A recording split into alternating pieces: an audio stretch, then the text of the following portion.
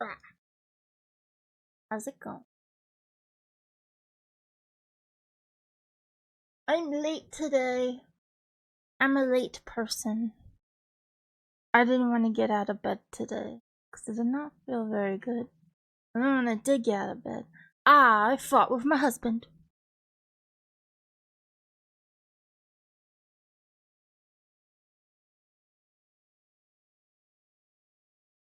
And it's because he wanted me to eat and I didn't fucking want to eat. I was like, no, thank you. I'm good. He's like, no, you don't really have a choice here. And I'm like, oh. But like, am I the wrong one here? Because like, I'm pretty sure that like if you have tummy ache and tummy hurt, tummy not feel good, nausea, all this stuff, um, that means you shouldn't eat. Like you should let it pass before you like attempt to eat. Am I crazy? Am I the weird one? I might be. I'm probably gonna have to say that all again because I don't know if anybody's actually here. I don't know. We got Minty in the chat, but I took a get here. I was testing the stuff, testing the things, and getting butter and all that good stuff. Letting the ads run. You know, the stuff you do. But you don't have to pre-roll. Hooray, no pre-roll. Ugh.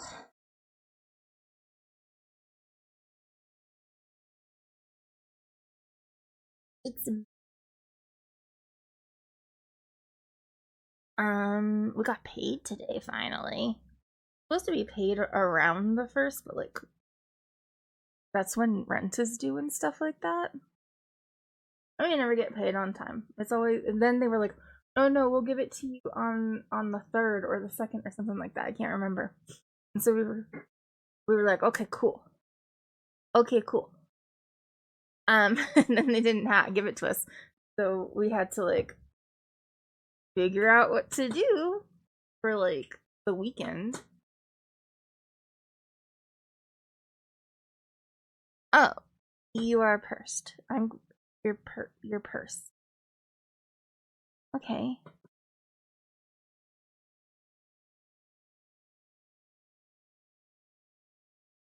Pourquoi? Hi, Vic. Vic, help me out here. If you have tummy ache, you don't eat. You are a purse. Are you like a clutch or hand, like a satchel? No, okay. I like a good satchel. I think they're kind of nice. They were give off like saddlebag vibes, and I don't know, something about that just appeals to me.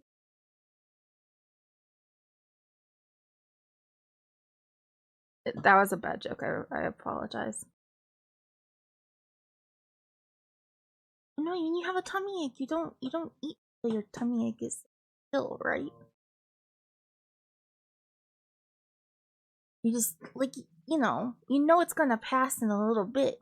You gotta give it its time to like run its course.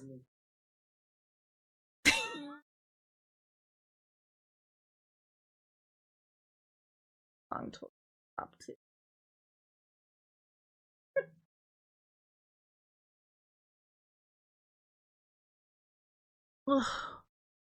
Glitch would be on my side if they were here. They're contractually obligated to be on my side though, so might not be the fairest thing.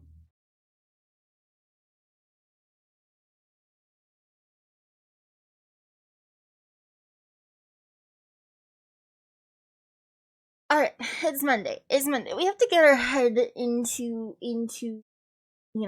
post holidays. We are back to work. because we definitely took off time for the holidays, for sure. We didn't mostly ignore the holidays and stream 4 days in a row, which maybe was not our smartest move, and then get really sick. That didn't happen. We'll just ignore that, okay? So now we have to get back into it. We talked about goals and stuff that maybe I'm looking forward to in this year of our Lord 2026. There's a lot of music stuff on that list mostly. And then like, you know, we've been doing books too. I set my book goal for the year. A little bit higher than I normally would put it, but still pretty good.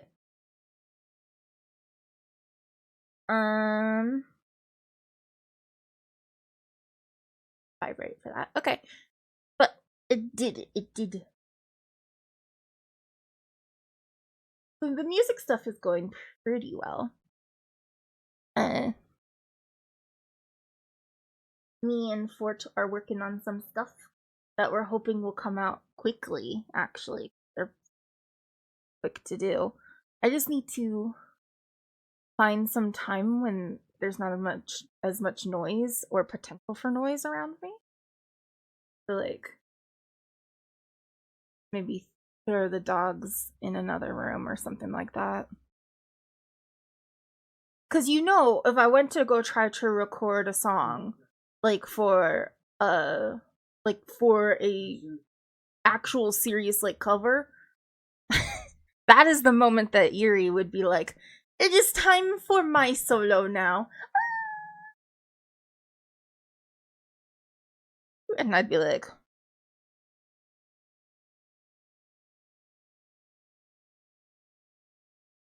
"Okay." I guess this is Yuri's album now.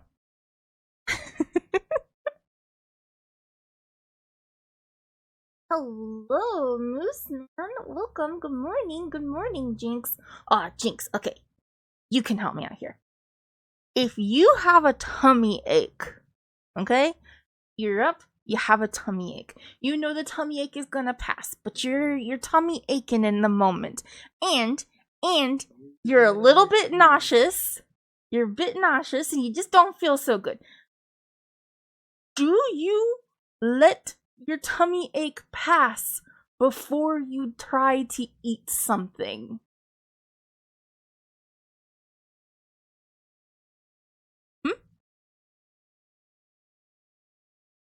Is it normal?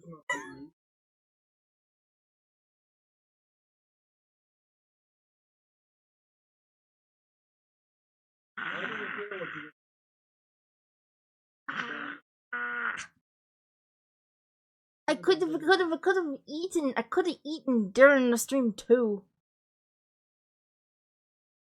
He says I wouldn't have. Anyway, we were arguing. Part of the reason why. Oh my gosh, what happened to the spot? Oh, then I can happen. Please, StreamerBot, don't be broken again. StreamerBot was broken the other week, or I think it was Thursday. It was like New Year's Day, so yeah, that would have been Thursday. Everybody was like, ah! But no, I think it just pulled up and I didn't notice. I was distracted. Chima Fox, welcome. How are you?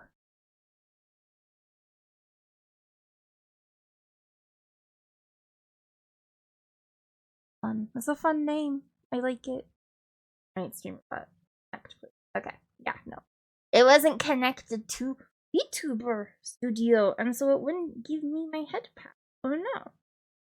But now we can have the pride flag and everything. Hooray! It should all work now. Have surprise karaoke and I don't know. Hydrate, which I'm gonna do right now. My morning went okay. I'm over I'm over in Europe, so it's the afternoon now. I know it's confusing for people because I have an American accent. I'm from America. I moved to France. I think it's this one. Yeah, this is me now. This is me now. I turned in my AKs for baguettes.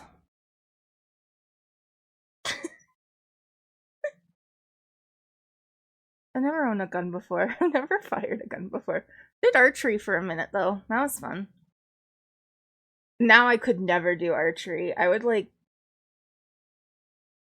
tried to do it and my arms would just fling off my body. The bite arms. Blah, blah, blah.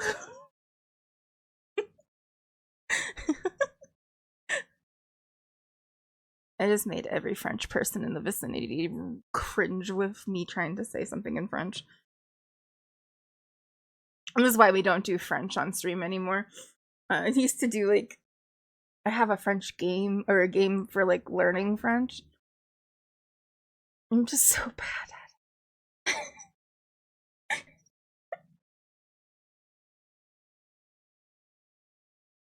Jinx maybe made the right decision to not get involved with my argument.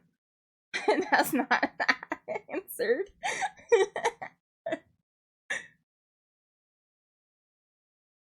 Alright, okay. So, getting back into it's 2026. We're ready to get back to work.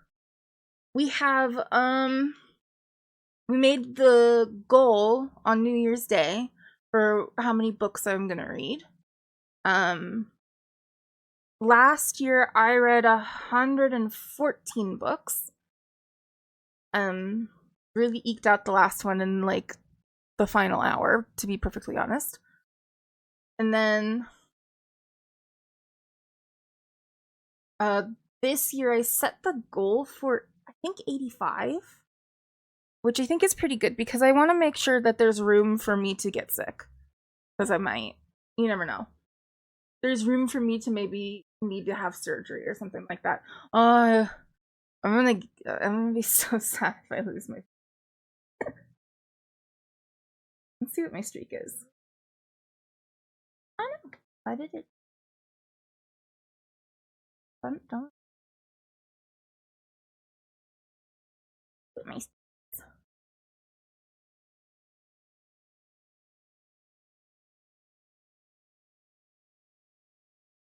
That calculator. 1,252 days. Holy shit.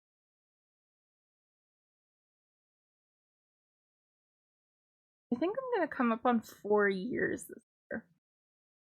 Yeah, that sounds about right.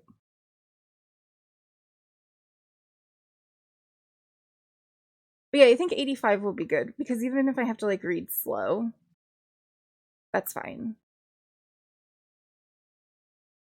Remy says he'll open up my app for me and look at a book for me so that I don't have I don't lose my streak.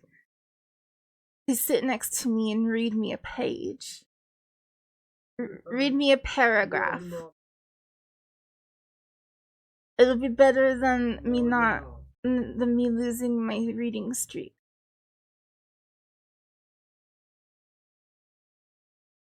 So just read me a whole paragraph. It's a Geneva Convention thing, he says.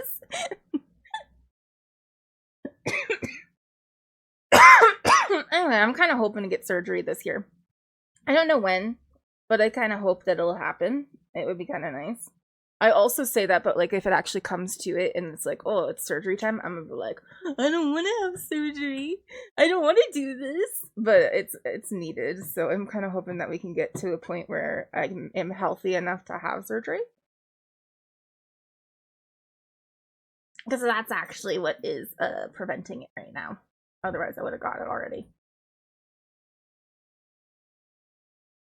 But I need to get better first, so I'm working on that. It's going fairly well, for now. I'm still getting sick all the time, so that's kind of concerning. But it's also flu season. I was not able to get to the pharmacy to get my flu shot, so Not my best choice of actions, but I didn't really have a lot of choices in the matter.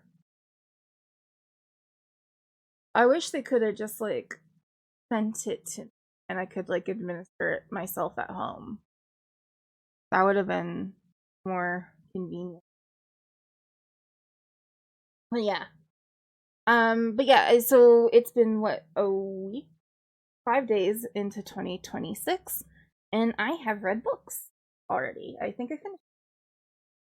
Let me pull up Storygraph so we can look at them.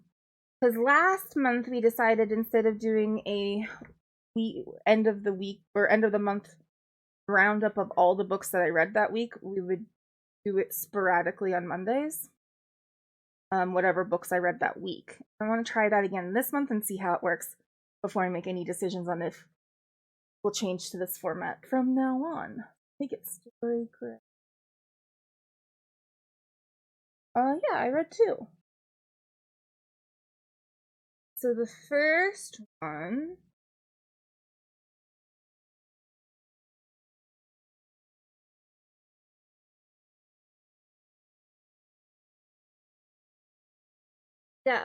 the first one was in preparation for our book club, which is on the 19th.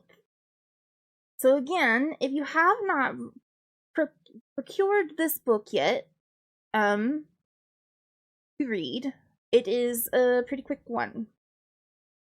And you have plenty of time still. It is Someone You Can Build a Nest In by John Wiswell.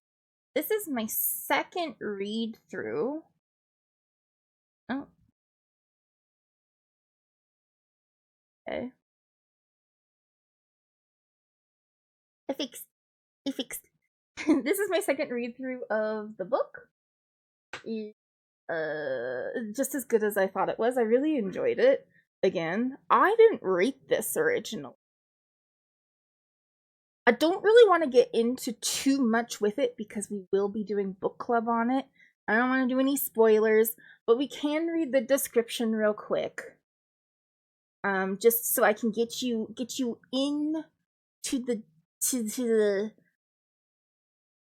I want to get you hype. I'm going to give you hype for reading this book if you haven't read it yet. For book club on the 19th. Hi, Glitch. Welcome.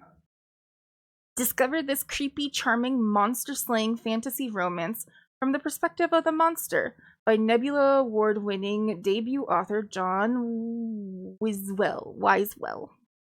Probably say Wisewell. Shashashin has made a mistake, fatal to all monsters. She's fallen in love. Shashashin is a shapeshifter who happily resides in an amorphous lump at the bottom of a ruined manor.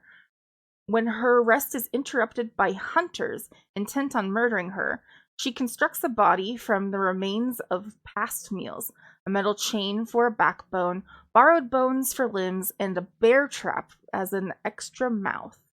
However, the hunters chase Shashashin out of her home and off a cliff, badly hurt. She's found and nursed back to health by Homily, a warm-hearted human who has mistaken Shashashin as a fellow human.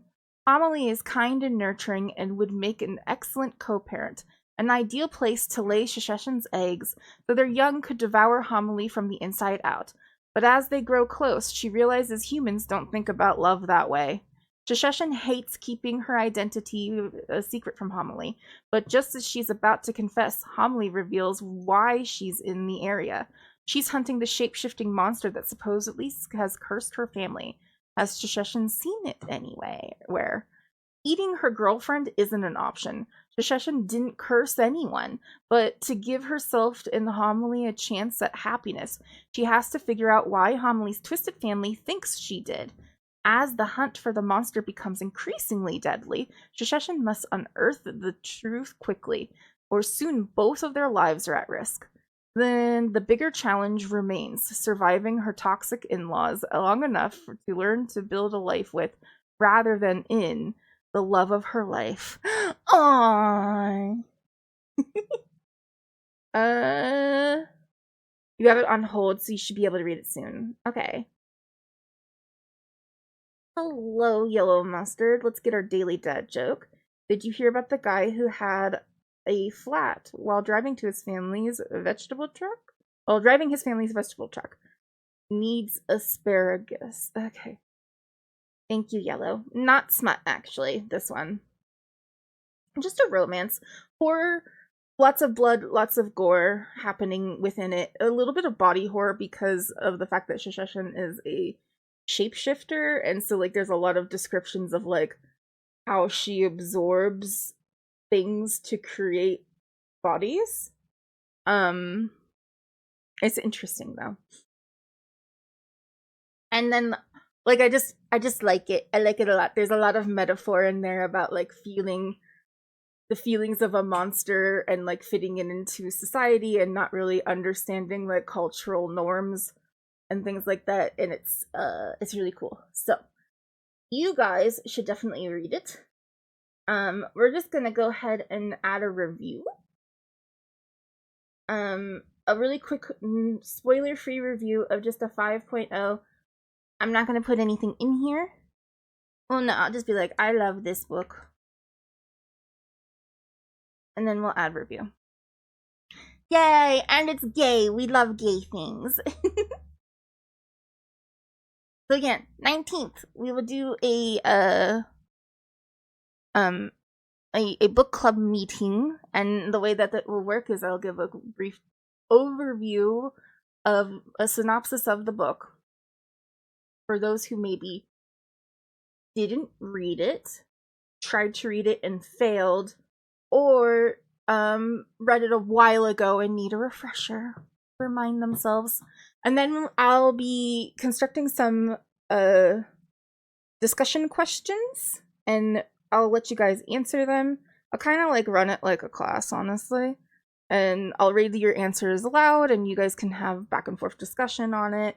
And then like I'll give answers too. I'll give you my opinions as well, because I read the book too. And then if you have questions you'd like to offer up for discussion as well, we'll have time at the end to for you to ask them, so that we can like go into, maybe we didn't get into something that you noticed in the book.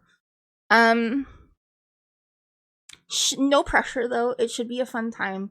Should be chill. Should be gay. Everyone should be happy with that, right? Okay, again, 19th. Anyway, moving on. We have another book that I have read. I finished this one last night. It's Craig DeLuey, My Ex, the Antichrist. I really like Craig DeLuey. He wrote one of my favorite books of all time, which was Episode 13. That one is my favorite genre of horror, which is paranormal shit happening on the set of Paranormal Investigators TV shows. Yeah, I love this book. And it's also cosmic horror, and I love cosmic horror anytime it goes there. This one is very Catholic, but like a little bit weird. It is set up kind of like I think it's supposed to be something where you read it like behind the music. It's about a band. No, it's about a band, a rock band, like experimental rock band that then turns pop punk at some point, and it's through mostly the eyes of like the main character is the female lead singer who got involved with this guy, and then he turned out to be the Antichrist.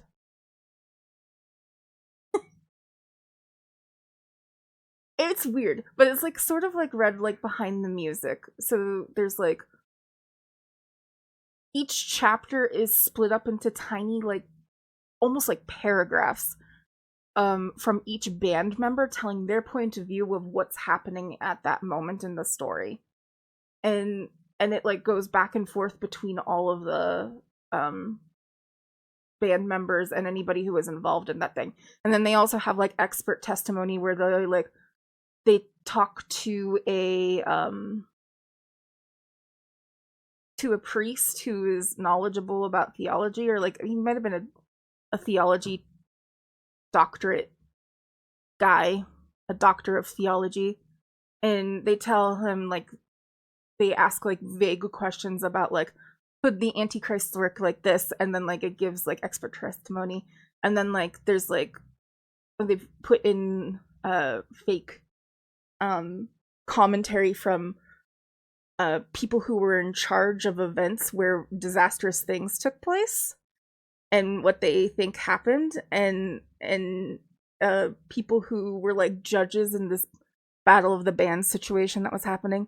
It's really interesting. I like honestly fully, at first I was like, I don't know if I'm gonna like this, but once I got into it, I don't know, I really did like it. I read it in 2 days. I probably could have honestly devoured the whole thing in one day. It is a slow burn at the beginning. I would agree with this AI thing up here. But it gets there in the end, and it's, I don't know. I didn't think I was gonna, okay. I don't like when books go super hard. Like, I don't love Antichrist possession stories that much because they go so hard into Catholicism. And I just don't love that. But this time it went into the Catholicism by way of like Constantine, where they're kind of like badass assassin priests and nuns. And there's a whole scene in a church where the Antichrist guy is like, oh man, they were gonna hurt you, so I'm just gonna eviscerate them, and it's so good. So I don't know, I had a lot of fun with it. And it was nice and well done to the end.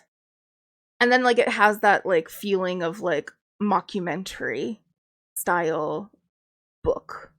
So like this Glitch, this is up your alley. You should pick this one up.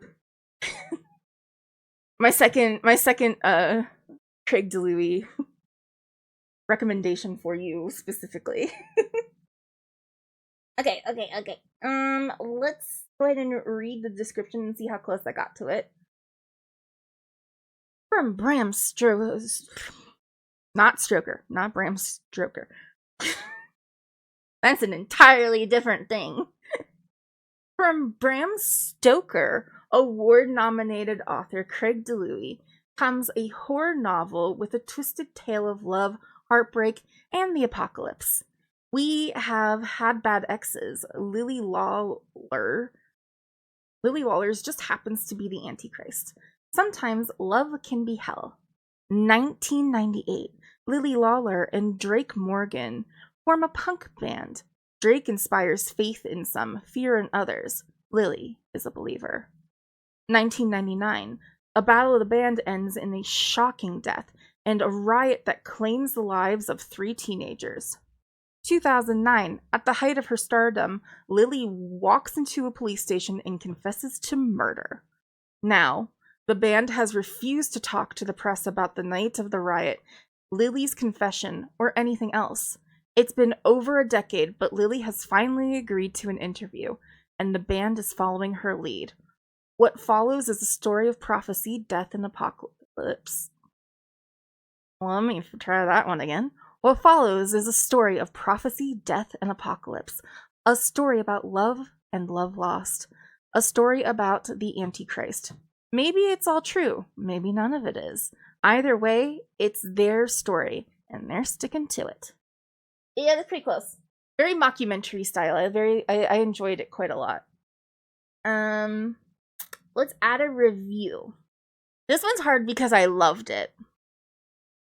So it's like, do I love it and I need to give it a hug, or do I love it and it belongs on my in my library? Are we more on a 4 or are we on a 5? I should probably say my rating scale, even though I know I feel like we all know it. But just in case I actually take this and make a video out of it, who knows? So my rating scale, if it is a 0 stars, I probably didn't read it. I never really give anything a 0 star though. 1 star means it's actually unreadable. Like, I had to stop reading it. 2 means that there's something redeeming about it that made me carry on through it, and I carry on through a lot of shit books, so but I do not like it. I would not recommend it. A 3 is when I had a good time. I maybe recognize that it's not really a good book, but you know, I had fun for what it was. I don't want it, and I didn't love it, but it was okay. I had you know, we partied, and now we're done, and we never need to think about it again. A 4 means that I really, really liked it, and I wish that I owned a copy of it to put in my library. Because again, I only read digitally, and I borrow from the library. I tend to not like own books. There's not a lot of room in our place. And then if it's a 5, that means that I very much want a physical copy of this book. And it's not just that I want a physical copy, I also want to love it and hug it and keep it next to my bedside table and look at it longingly into the night. Ooh, Yokai Drifter, thank you so much for the follow. I appreciate you. I hope you're having a good day. Hope you're having a good start to your new year too. So here we are. My Ex the Antichrist. Do I want this to be on my shelf or in my bed?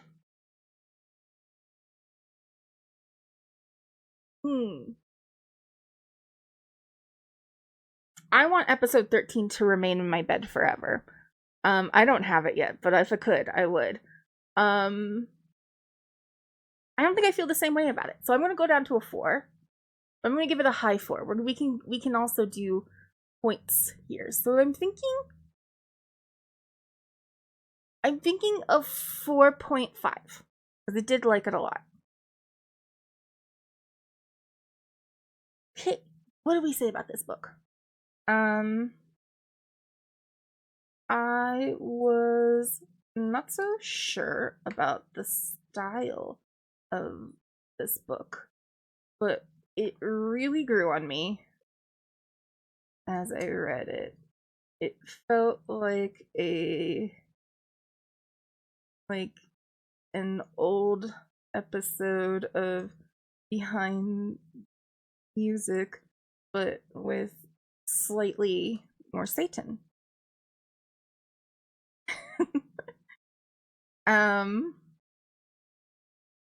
I think the mockumentary style of book is an interesting concept to explore horror, and would love to read more like it.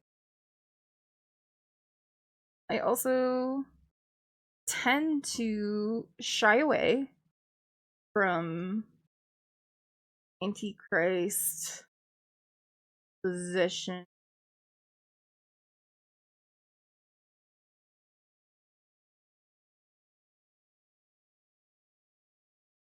I was like, I think I missed it. I didn't put enough S's somewhere.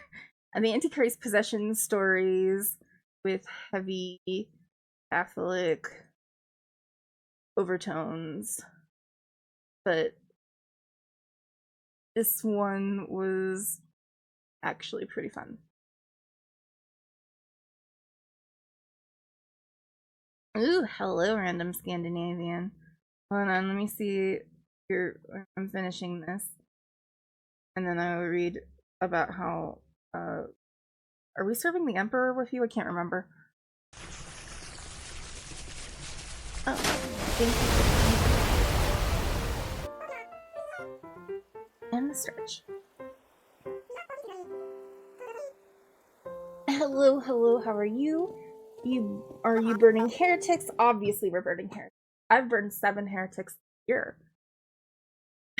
You praying to our holy god emperor of mankind. Are you having fun? I am having fun. And I did stretch and I drank a little bit of water. Hello, yokai drifter. How are you doing? Alright, let me read this all out so that I can, if I do make a video out of this, it'll sound good. I was not so sure about the style of this book, but it really grew on me as I read it. It felt like an old episode of Behind the Music, but with slightly more Satan. I think the mockumentary style of the book is an interesting concept to explore horror in, and I would love to read more like it. I also tend to shy away from Antichrist possession stories with heavy Catholic overtones, but this one was actually pretty fun.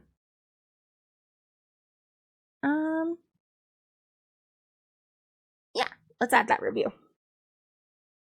And those are the 2 books I read this week.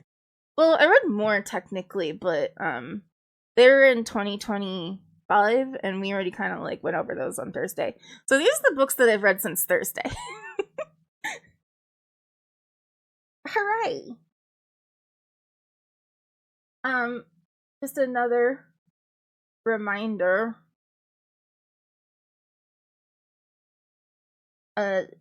Since there's more people in here now, this is the book that we are reading for our first actual book club. I know I keep on saying this. I just want to make sure everybody gets a chance. So if you would like to join us for book club day, it will be on the 19th. This is the book that we are reading. Someone You Can Build a Nest In by John. I'm going to say Wisewell this time because I feel like Wiswell can't be right. It is, but it looks like Wiswell. I gave it a 5.0 because I really love it, and I've read it twice now, and reading it the second time made me go, no, I do really like this book quite a lot. And I had never rated it before, so I did today.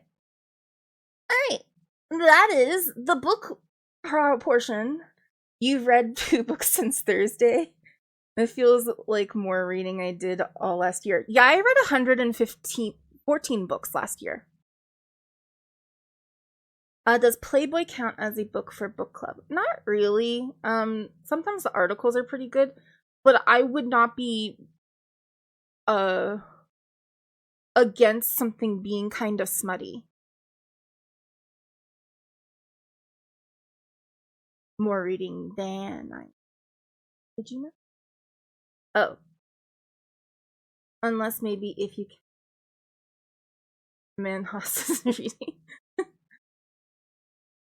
I don't know, maybe.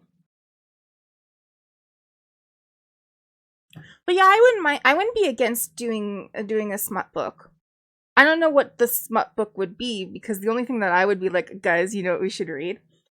I think that I should make you all read the first of the Ruinous Love series, because it's awful and disgusting and stupid, and I love it. We could do that in February. It would be great, but I don't really want to do a book club in February. For Valentine's Day, everybody, we read a romance novel that is also murder coded. I read a lot of murder. It's kind of my favorite thing. I saw that Jinx picked up the Maid. Is it Molly Maid series? I'd recommended it last stream. It's just like a nice, like, fun.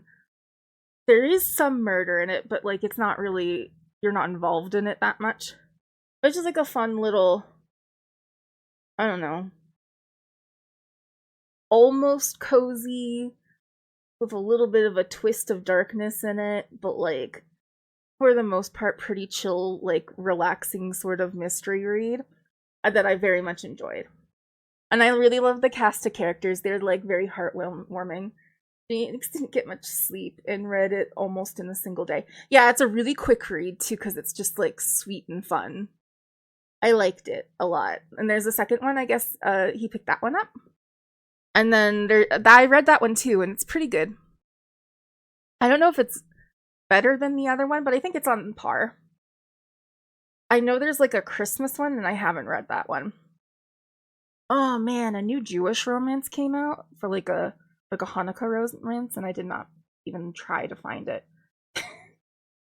I haven't done any romance in a while. I should probably like maybe look into a little bit more of it. But I keep on finding the new book that I'm gonna read, the one that I just picked up for tonight. So I read every night when I go to bed. That's why I go to bed really early. Like, I'm in bed by 10 p.m. because I'm gonna stay up for at least 2 hours reading.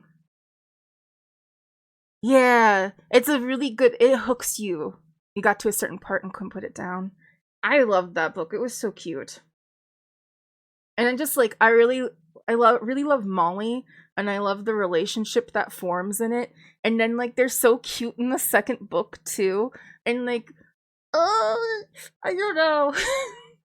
And you gotta remember, like, I started like reading every day when I was still like into the I was really like deep in the grief of my mother's passing.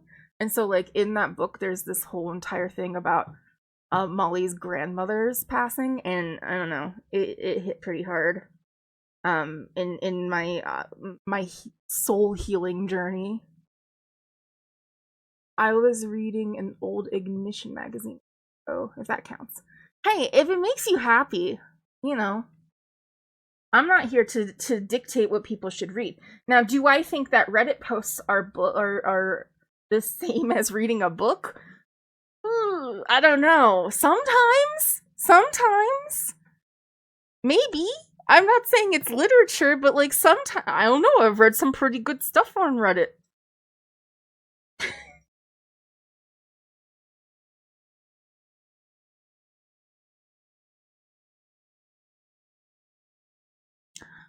I don't really. I don't. What is this a 40K thing that I'm not understanding? I'd ask my husband. He seems to be pretty busy. Also, we argue today. No, no, no. I don't know what it is. No. Well, my car was in the magazine back in the day. Oh, good. Oh, Korean comics. No, that's fine. Comics count. Manga counts. So then manhwa also counts. Marvel, DC, all that counts. I was trying to find what book I'm reading. That was what I was trying to do. I can't remember the name of it. Did I not download it? That's possible. Go to Libby instead.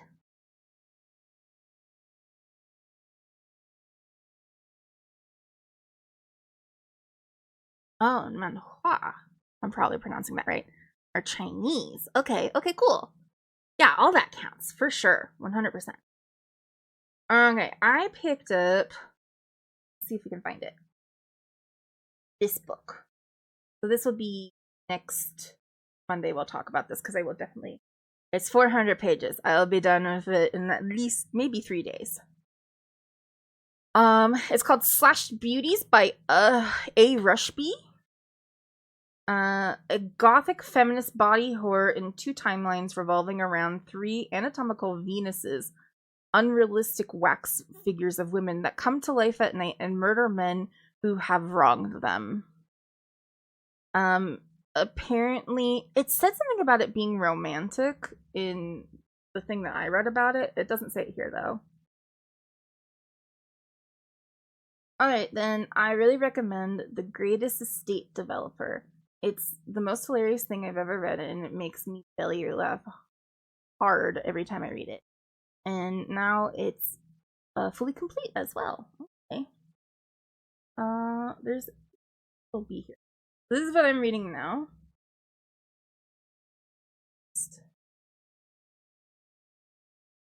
Developer. Here we go. I will not be trying to say the names of these authors because I will fuck them up. We got this. The great. Oh, no, you want to read it? Okay. The Greatest Estate Developer. When civil engineering student Suho Kim falls asleep reading a fantasy novel, he wakes up as a character in the book. So is it an isekai, basically? Soho is now in the body of Lloyd Frontera, a lazy noble who loves to drink and whose family is in a mountain of debt. Using his engineering knowledge, Suho designs inventions to avert the terrible future that lies in wait for him. With the help of a giant hamster, a knight in the world's magic, can Suho dig up his new family out of debt and build a better future. Cute. Okay, it has a really high rating, and it's based on a short amount of reviews, so it's probably not like super big. The facial animations of them are peak. Okay, cool. Well,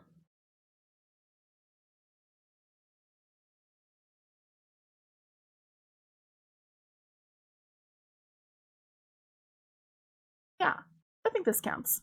If it's on here, then it counts. That's kind of cool that they have these. Just out of curiosity. They do! I saw it for a second. Man, I didn't know that this counted. Because I read this last year. Technically. A couple times. Alright. I read 115 books last year.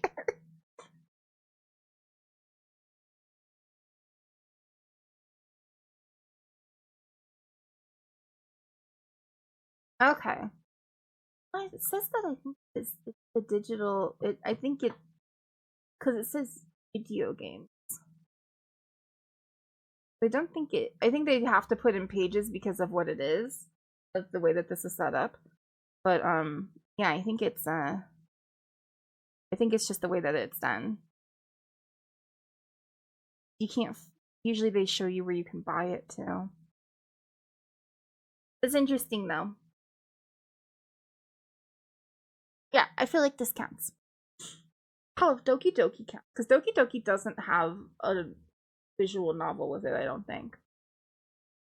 Like it is just like it doesn't have an actual novel, it's just a visual novel. But yeah, fun. Fun. Okay. I might look into it because sometimes we do these. If it's like a fun one, we could do this on if I can find it and I can afford it. Like we might be able to do it on stream someday. I don't know, we have a lot of stuff planned for Mondays. Thank you for the subscription. Welcome in. How are you doing?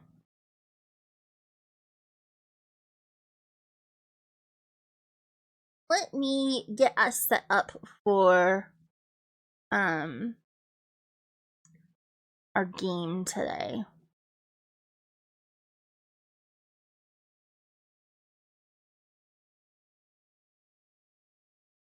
Yeah, I think this will work. Let's do it. So we're gonna play today Tiny Bookshop because I just didn't know what else to do. And we haven't finished it yet. So, and I think that we like Tiny Bookshop pretty well.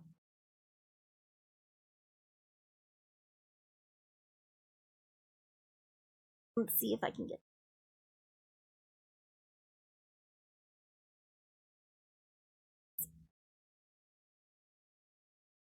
for Vampire Therapist. We are not playing.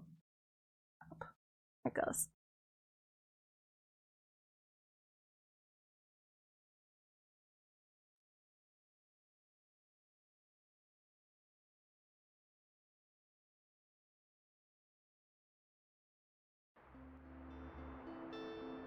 Yeah, audio's working and everything.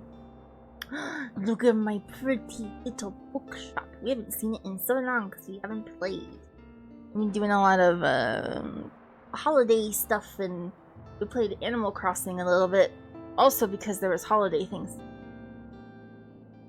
We'll probably play Animal Crossing once the update goes live, because that will be fun. Maybe we'll do it before the update too. We might do it next week. We'll see. We'll see how I feel. I haven't seen this since last year. Okay. Alright. let's get back into it. Let's see what we got. It's raining. I have no idea. It should be autumn, I think. Calendar. Okay, so it's Thursday of the first week of autumn. I don't know what this means. Oh, orientation. Market. Okay. Let's go ahead and go back to the university. Let's see what our bookshop looks like. It's still kind of cute. I do wish that the awning was a different color though. I don't like it.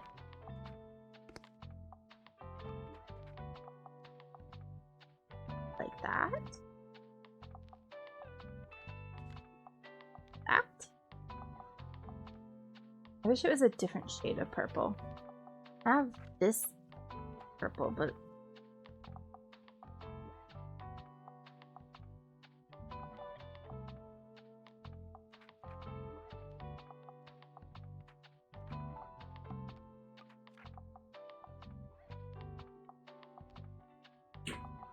the mint ties in the car a little bit. I realize it's a blue, but gray looks. The gray is a little bit better. Go with the gray for it. Okay, I think we're good. And then let's go ahead and we'll the university bank, or what sells well at the university.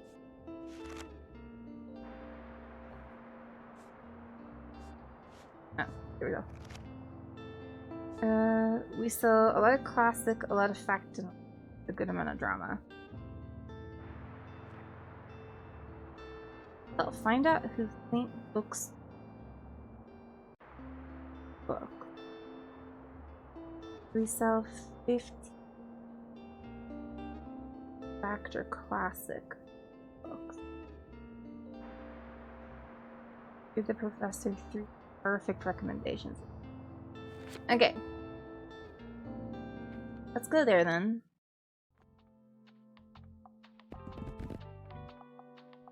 Get fact. Classic. Drama. And then bit of fantasy.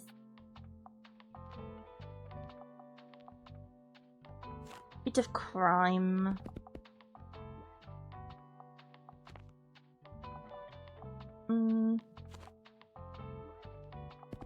Maybe we'll do like 3 kids.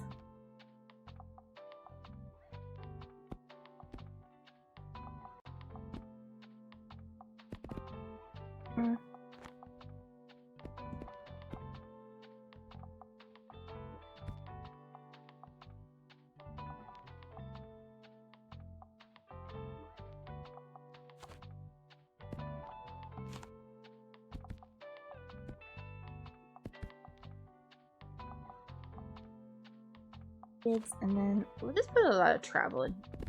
We don't really need it. Like, let's just do.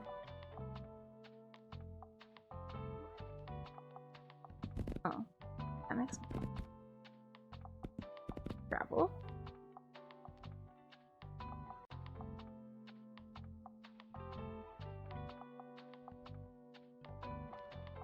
Throw drama in.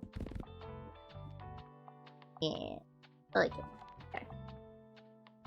Let's go. Oh, I need to change it to the right. The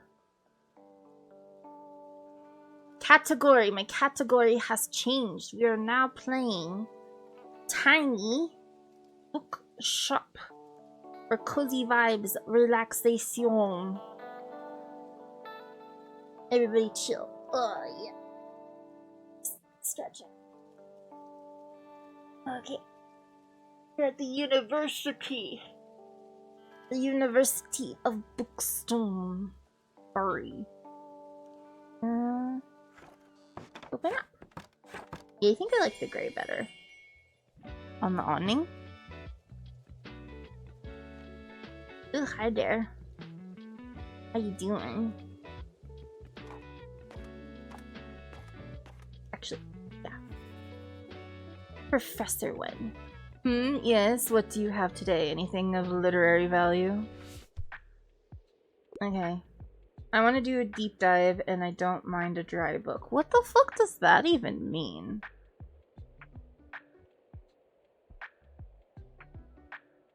Okay. Frank Lloyd Wright. From prairie houses to Guggenheim Museum, this architect had range. Coffee table book. Okay, so not that. Fix that. Feminist queen. Maybe. The Lost Worlds spell book. Gone are the days when children's alphabets began with A for acorn, B for butterfly, C for caterpillar. But in this book of spellbinding poetry and illustrations, the magic words of nature, travel, and animals are restored into our lives. Huh. Okay. The Library Book, a journalist's engaging investigation into 1986 fire at the Los Angeles Public Library. Part true crime story, part essay on what libraries mean to us and why the burning of books or libraries is so devastating. True. Sounds kind of fun. Too fun. A dictionary of the English language. This is pretty good. I've heard that the 1740s were a good decade for English language. Check out lots of words and their meanings in this slightly outdated collection. Okay. Terrifying Tudors, horrible history. History can be horrible, and it was the vivacious people of the past who made it that way. Fascinatingly, some of these terrible people had names beginning with T. Like teachers. I mean, the Tudors. Okay. Angled life, how fungi makes our worlds change minds and shape future. It can make it healthy, sick, make it drunk, or make it die, or grow on our graves since we are gone. Merlin Sheldrake, what a great name, lets us in on the secrets of fungi, coolest life form on Earth. Stonewall Reader. This one. Oh.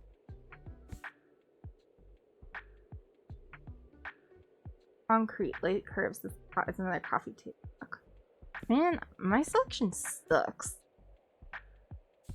I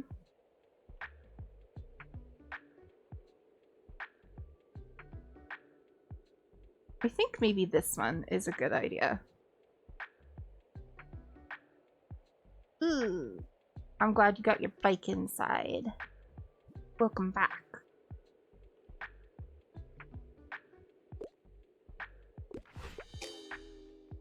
Not niche enough. Well, you know what? Okay.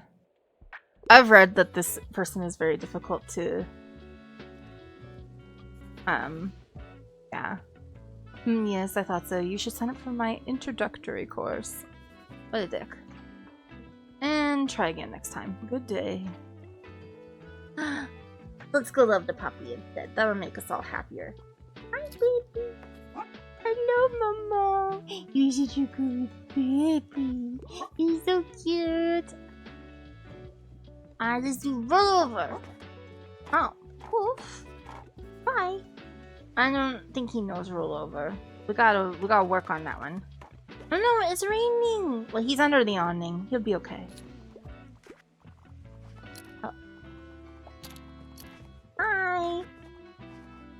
How's it going, students and faculties? Ah, yeah, we got the thing.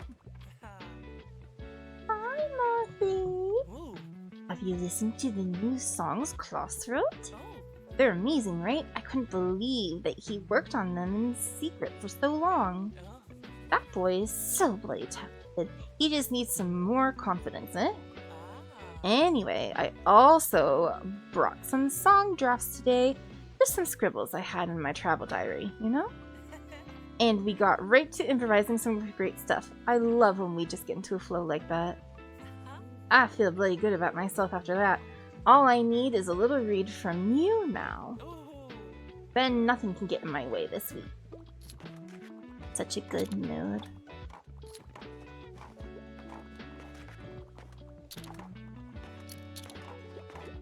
Oh, hey.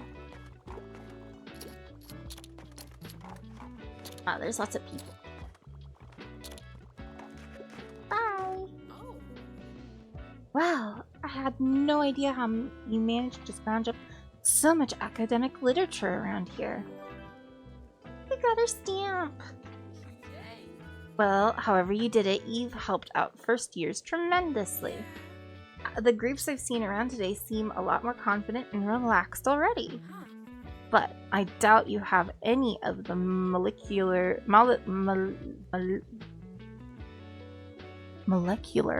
genetic textbooks I need, or do you?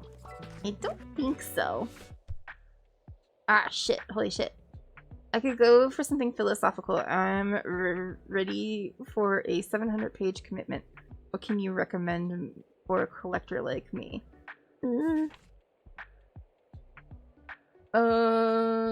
Fuck.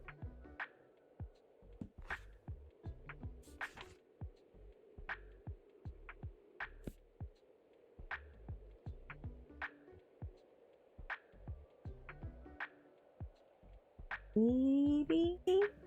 Industrial Revolution in England, social justice, romance.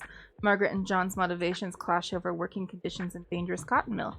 Victorian literature has never seen more productive here.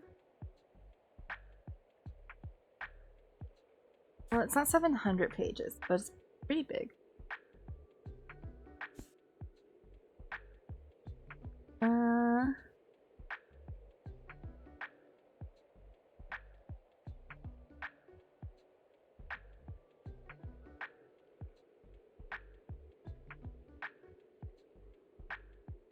I haven't read any Jane Austen, honestly. I always thought it was just kind of like not for me.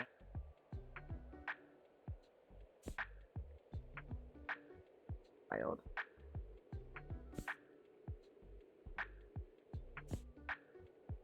A fair one? Let's see if we have anything in...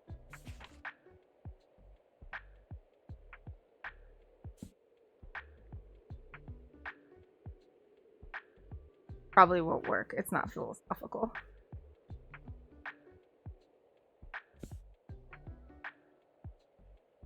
I'm gonna do that drama one and it's not gonna like say that it is, but I feel like it is. Okay. I thought you might be able to get more out of these. Well, now I know that if I do go over on this one, I just like pack my books with the ones that they want and not bother with anything else. Let's see if this works. I don't think it will. Okay, well, you know, I think that you should open up your desires a little bit, you know?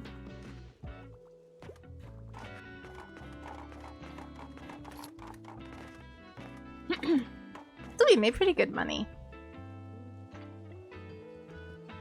But yeah, I think I should like just do like fact in classic.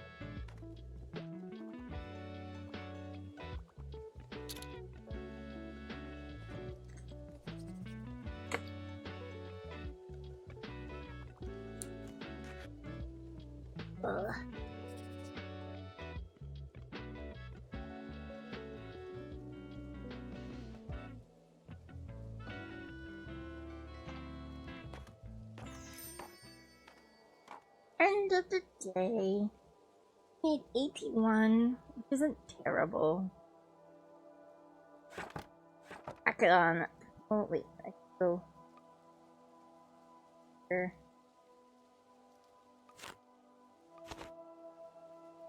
Garbage stuff that we can.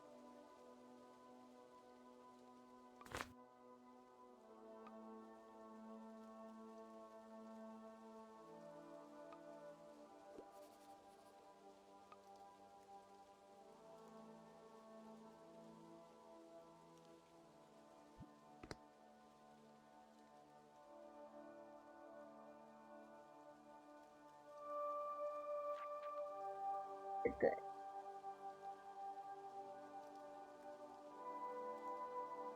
Okay.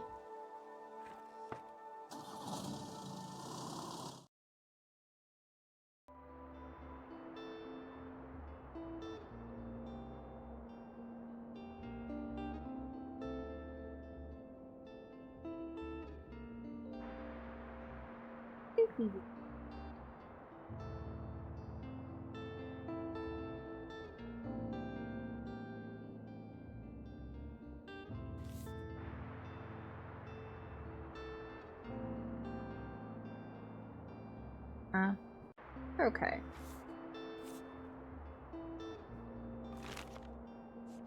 Just want to go back there because it's orientation. The end. It's the last day of orientation. Maybe do it again and like it just doesn't really make sense. So let's do fact because we run out of it all the time. Classic.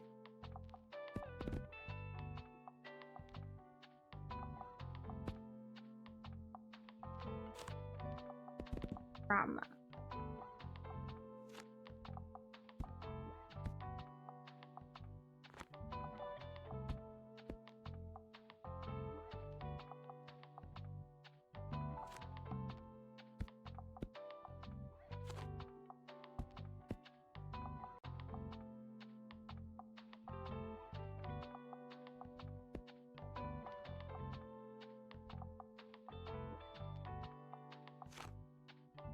Drama seems like a good idea, and then like a little section for things that like people don't actually want that much.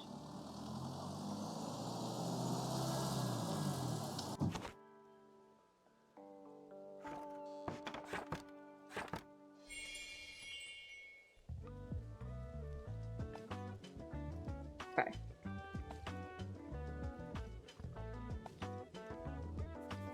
Okay, let's see if we can do this, because I don't think we can. I normally prefer short and I wouldn't mind getting into something a little more sophisticated. Also, I'd love to read classic. This collection of first prize winning Robert Frost. Okay. Best known Umbertone. Highly influential poems like Fire and Ice and Gold. It is short. I don't know what they mean by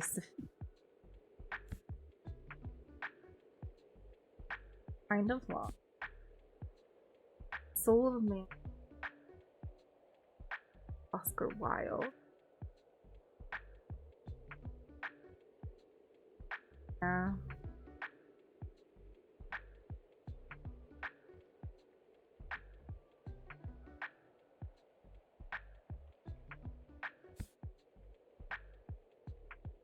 Maybe? Importance of being right. That play.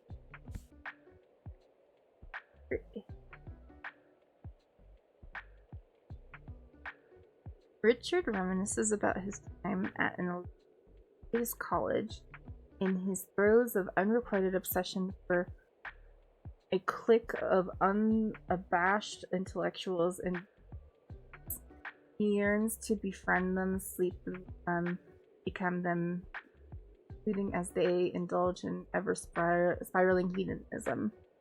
Murder. Hi, Fort! Welcome, welcome, welcome. How are you today? Are you back at work? Doing the work things? Working and lurking? Fun times. I'm fine. And I'm trying to find this stupid professor a book that she will like, but she's notoriously difficult. Like, people in... I'm not in the subreddit, but sometimes I get pushed, like, posts from the Tiny Bookshop subreddit, and it'll be like, this fucking bitch. I hate her. I hope she dies in a fire. And I'm like, whoa. And then I've tried to do this like 3 times, and I'm like, no, yeah, I do too. We should barricade her in a fire and set it ablaze, you know? She just wants a short classic. Like, she says she wants a short classic. What the fuck does that mean? And then you try to give her something, and she's like, you obviously do not know much about the way of the world and literature. I suggest you maybe start with one of my introductory classes. And I'm like,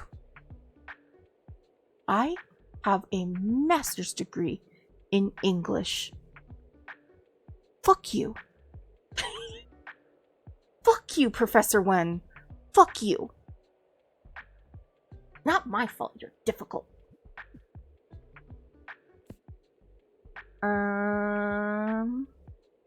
Ask of a Shadow.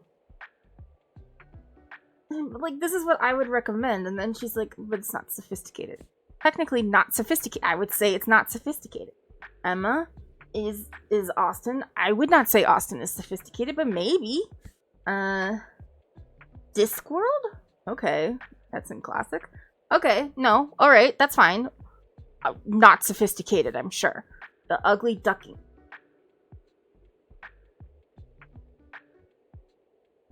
Is a nursery rhyme. Not sophisticated. A Picture of Dorian Gray. Are we really gonna say Oscar Wilde is sophisticated? And then also, what do you think is short? Cause like I'll be like, oh man, I finished a 400-page book in a day, and my husband will be like, wow, that's a short book.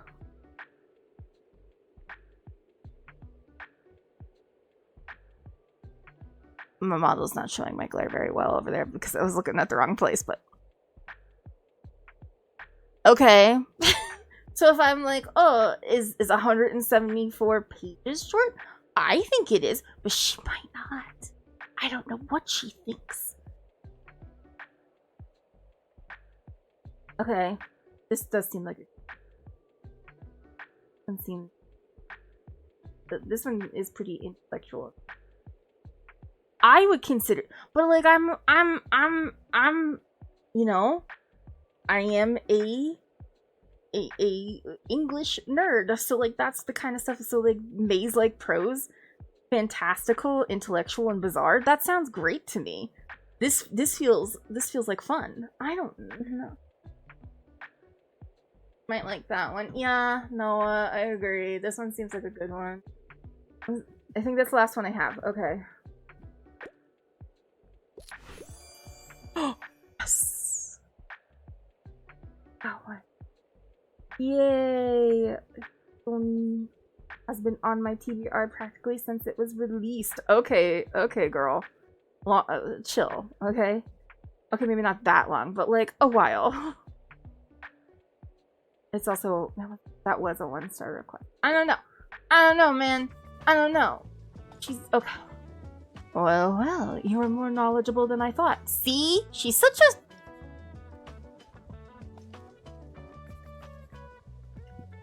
She's such a person who I recommended a book for, and I should be happy.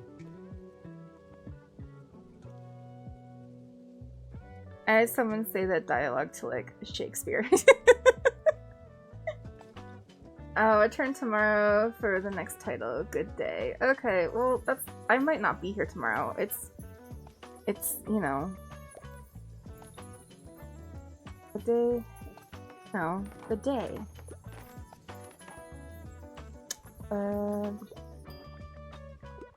The flea market day. Look at this man with arms of steel gonna go up into this ridiculous ramp. Huh, it feels a little strange to come back here. There's such big changes. All of a sudden, Tilde's shop is closed and empty, And I missed the whole transition period, so now it's just gone? I don't know. I feel bad that I couldn't be there for the day and help her pack up. You should know that bookshop was a really special place. I spent almost every day of summer vacation at Tilde's when I was a kid. Always looking for the fantasy books that would take me far away. It was my refuge whenever Dad and Nan were fighting again. And when we'd drive back home to Raiport at the end of the holidays, Tilde would always give me another book for the road that she'd picked out just for me.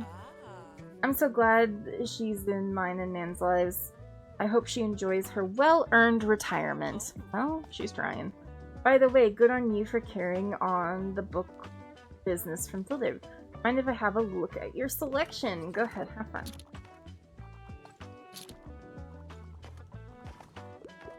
Let's love our dog.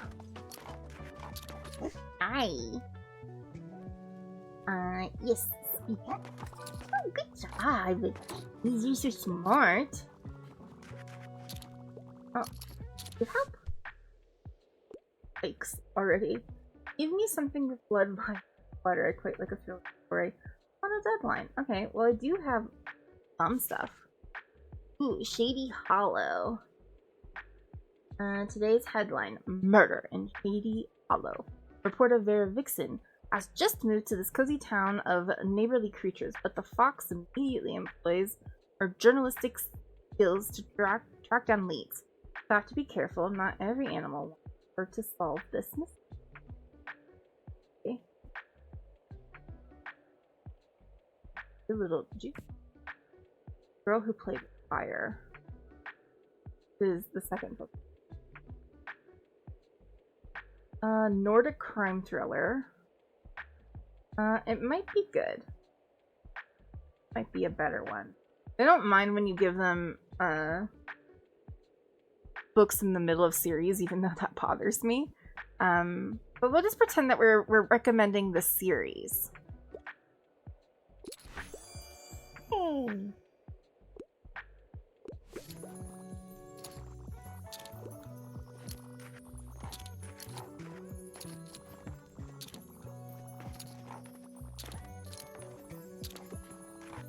Holy shit. See, getting the 2. Oh no, we're out of everything. I need a fact book. I'm sorry, I don't have any more. I'm all out. Sorry. Ooh, we sold out of books.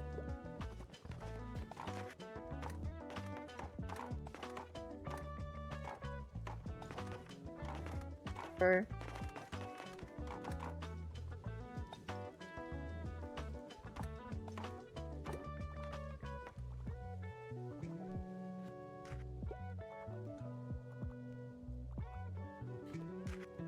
Cost books.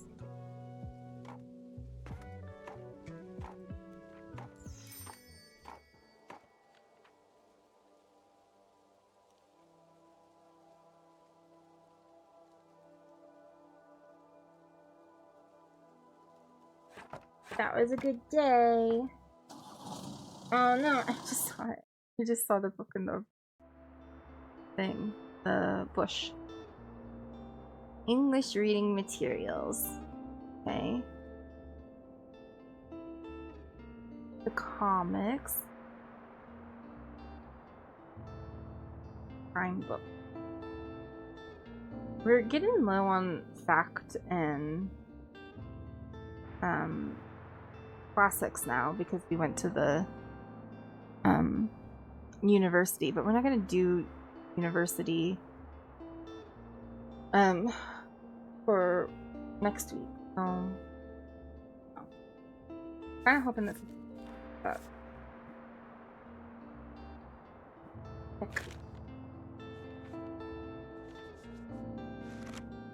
that's for the market, because I don't know.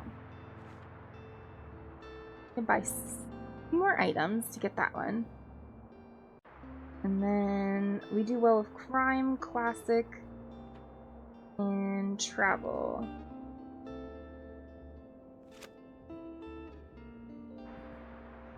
Go to the market.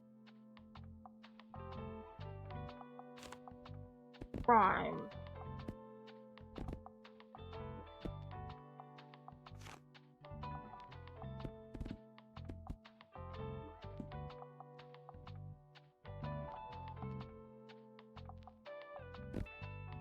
Prime.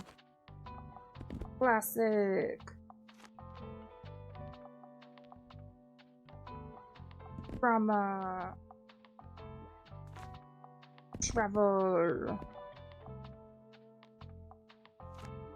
Probably should. Maybe we'll do like 8.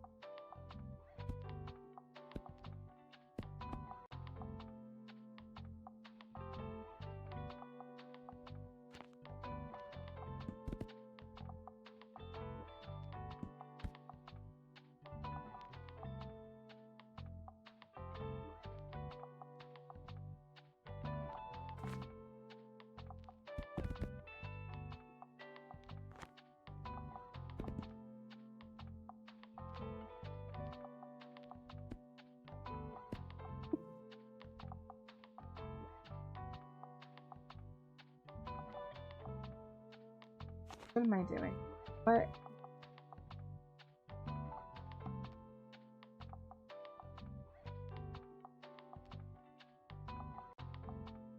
Oh, I'm doing it though. That's awful. That makes me upset. What's...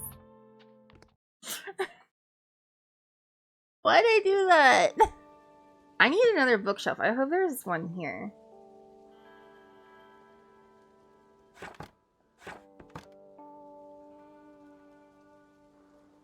Oh. Gothic vendor. Greeting. May I interest you in my wares? Actually. Ooh.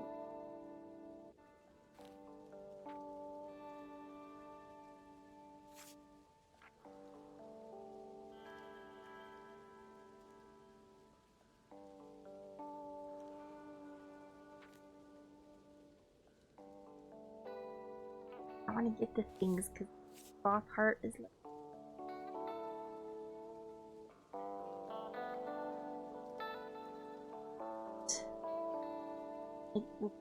These vampires, and who doesn't like that? Sorry.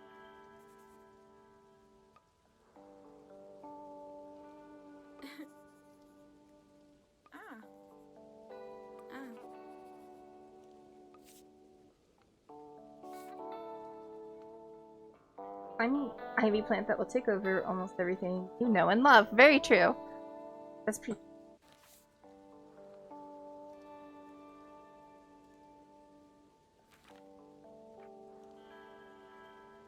So cute.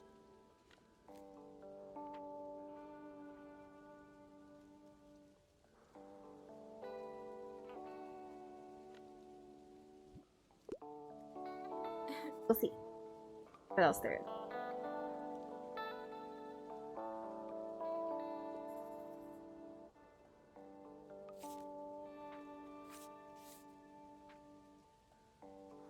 Okay. Says it doesn't work though. Guy just has junk. You never know. It pink colors he has too. I art dealer.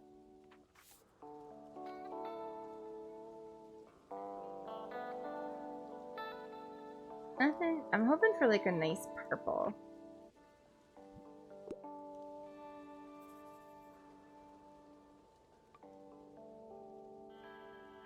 And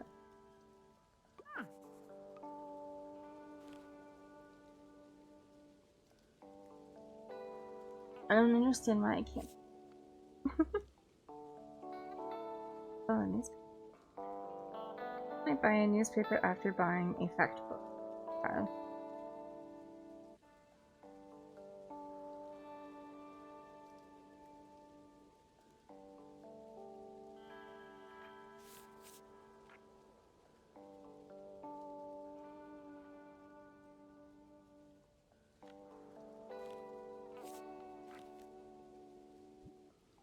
Nothing in.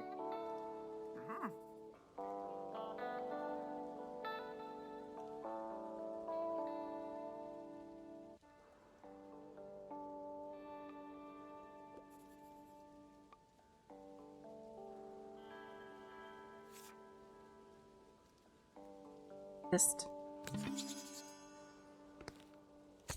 I like... things. Okay, thanks. I sold it.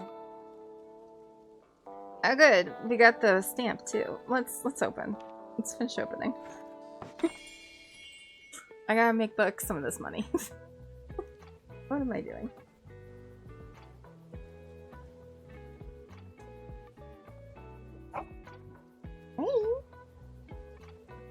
Hey!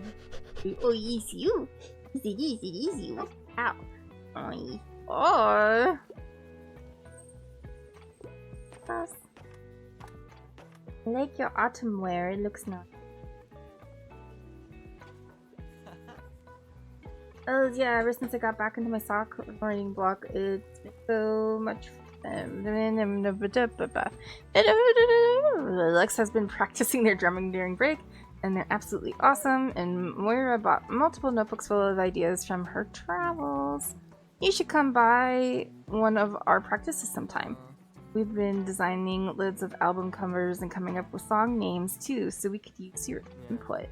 Now all we're missing is an opportunity to play in a proper crowd soon. It's really time that Bookstonbury gets a proper stage. We can't be the only ones craving some live events in this town, right?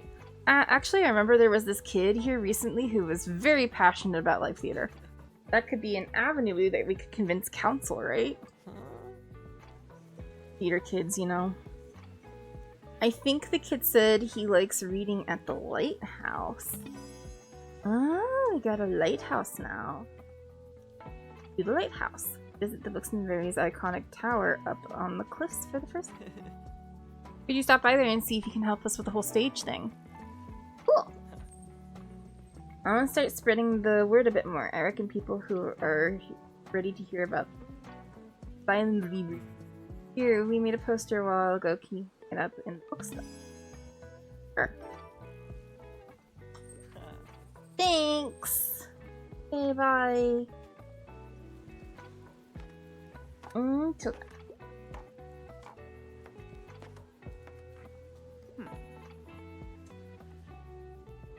Ugh, your ramp can be quite steep, you know. I'm aware. Well, it's not just that. I suppose I'm stiff because I've been neglecting my exercise program. I'm not the type for it. It's so frustrating and difficult and so dull. But it's considerably better and more effective than taking dozens of painkillers, I guess. My arthritis isn't going away anytime soon, after all, so I have to take better care of my old hip. Yes, that will be my goal for the day. I'll leave you to your work then, but don't forget to rest. Everybody, I'll buy some books.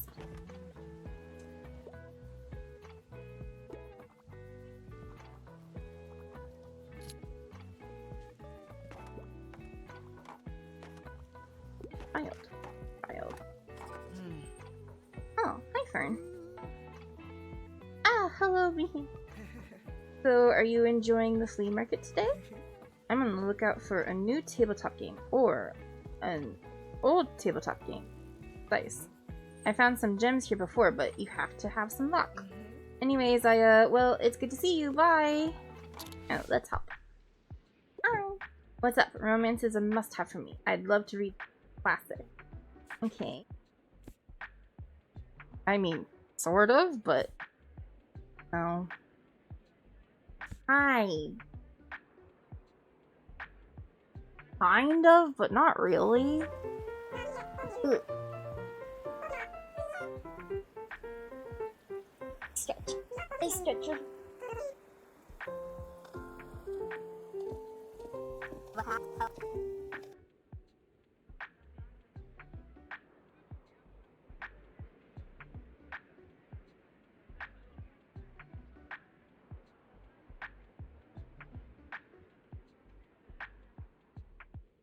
On the attention.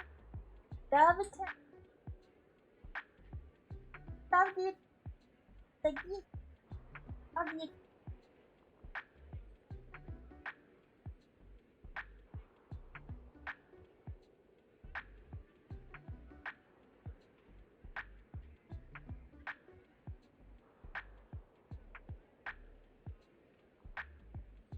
Yeah, big boy cuddles.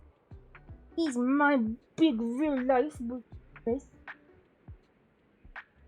boy. I'm forcing my dog to love me. Hold on. Books and Dogs Day is the best day. We have books and we have dogs. And we give them cuddles and we read books and we talk about books. And dogs. What do I love more, books or dogs? It's a good question. I don't know. Like, I would love, or if you would go with me, mama. That to go with me. I'm a big boy and I need to go dog at things. I have to go be the dog at the... Don't understand. Dogging. We're making it so I have to be a cuddle now. I can't be a dog and a cuddle, can't I? Oh no.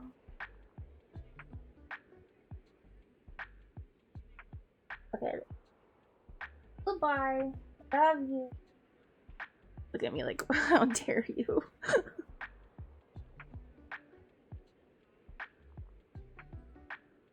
Okay, I should pay attention. Okay, Little Women has some romance in it, but I don't know if I would call it a romance. Adventures of Huckleberry Finn. Anne of Green Gables. Same. Journey to the Center of the Earth. Not really. Ooh. The lesbian vampire story you didn't know you needed. When the Lord gives you lesbian vampires, you say thank you. So we kind of have to recommend this one. Yeah. Carmita. It sounds so romantic and delicious and lesbian.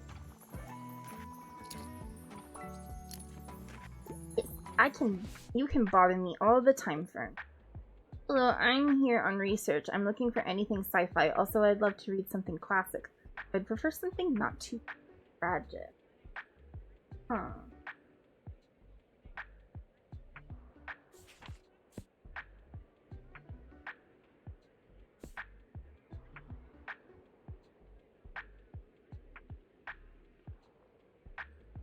Oh.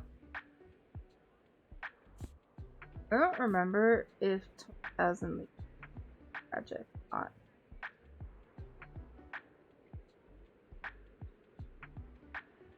I think either of these work though.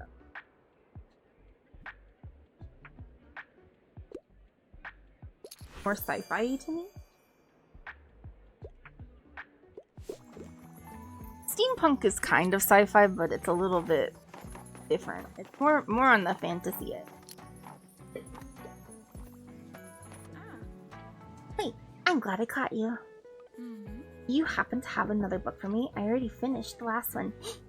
Thank you for the head.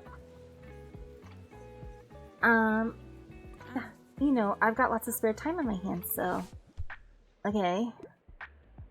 Get anything new in? I'm helplessly in love with romance novels. Also, I just need another fantasy novel right now. Let's see what we have in fantasy. Could be some romance in there. Let's see. No. The Lies of Locke. I haven't heard this one before. Bastard, huh?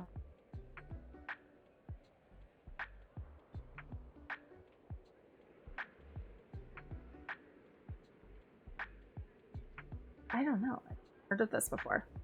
Let's look.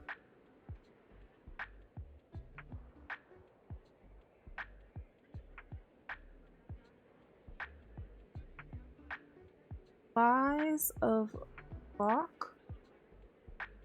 Or,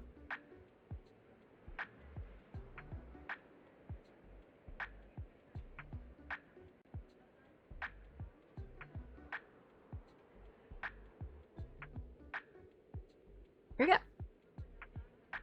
Gentleman Bastard #1. It says 499 pages here. It's a fiction, fantasy, adventure, dark, funny, medium pace. Okay. Kind of sounds up my alley. Let's read the actual thing.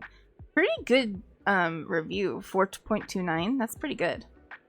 In this stunning debut, author Scott Lynch delivers on the wonderfully thrilling tale of an audacious criminal and his band of confidence tricksters. Oh, con artists. Okay. Set in a fantastic city pulsing with the lives of decadent nobles and daring thieves, here is a story of adventure, loyalty, and survival that is one part Robin Hood and one part Ocean's 11 and entirely enthralling. Holy shit, okay, that sounds like fun. An orphan's life is harsh and often short. In the island city of Comore, built in the ruins of a mysterious alien race, but born with a quick wit and a gift for thieving, Locke Lamora has dodged both death and slavery, only to fall into the hands of an eyeless priest known as Chains, a man who is neither blind nor a priest. A con artist of extraordinary talent, Chains passes his skills on to his carefully selected family of orphans, a group known as the Gentleman Bastards.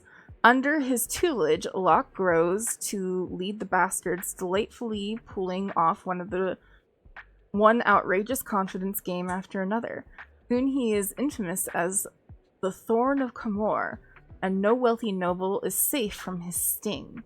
Passing themselves off as petty thieves, the brilliant Locke and his tightly knit band of light-fingered brothers have fooled even the criminal underworld's most feared ruler, Kappa Barsavi.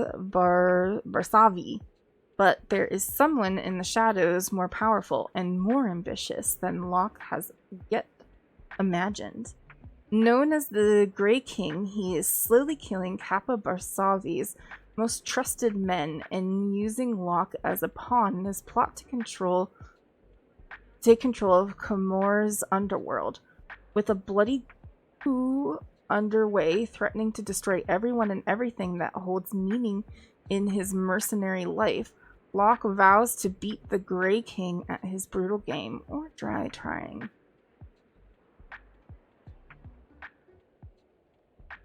Sometimes it's fun to look them up. I haven't heard of this. So this was in 2006. We can put it on the to-read. I lied. I always forget that it always puts the edition. I wish I could always be like, always go for the digital. Because I'm never gonna get...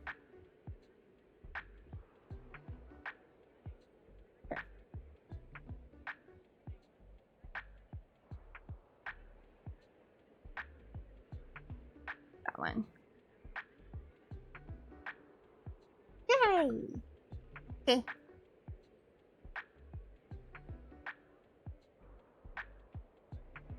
It doesn't seem to have any romance.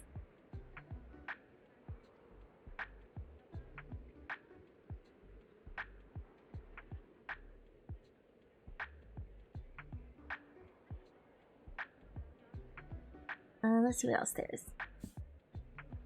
Happy Prince, Other Tales. I'll go. Oh. Heartless. Not all fairy tales have happy endings. The Queen of Hearts is a monarch, but once she was Catherine and an idealistic. Shenanigans ensue when Kath meets Jess, sparkling forbidden love story. Hearts are broken, are stolen, broken, and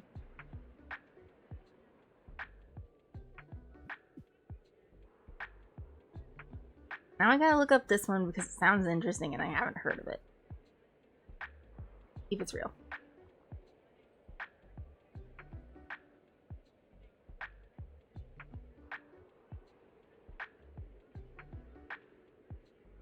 This is from 2016. 10 years old. 4.0. Fantasy, young adult. Not necessarily a bad thing. Apparently sad and emotional. Long before she was the terror of Wonderland, she was just a girl who wanted to fall in love. Oh. Catherine may be one of the most desired girls in Wonderland and a favorite of the unmarried King of Hearts, but her interests are elsewhere. a talented baker. All she wants to do is open a shop with her best friend. According to her mother, her goal is unthinkable for a young woman who could be the next queen. Then, Kath meets Jest, the handsome and mysterious court joker. For the first time, she feels the pull of attraction at the risk of offense. Okay, no, this sounds like a good one for it, actually. Okay. It sounds kind of fun. I don't know. It's a teen novel. It's a teen romance. But it's like an Alice in Wonderland's taking... Oh, it let you share your streak. Yay, 35. Hooray!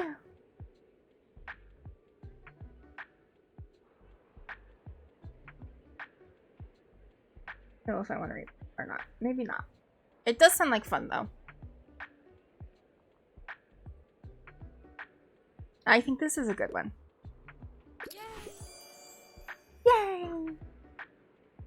Okay, I did recommend that one. Sorry, I forgot to.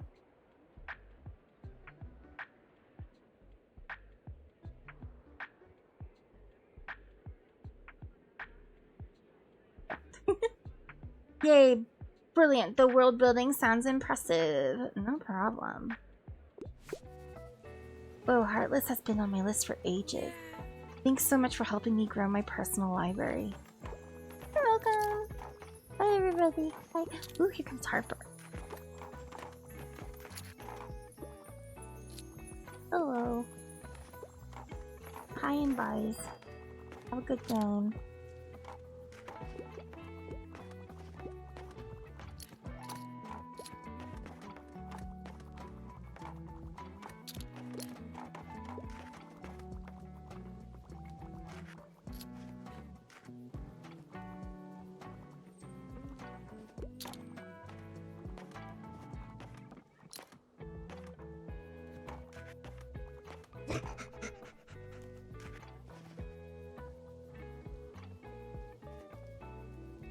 We'll give head pats to the dog.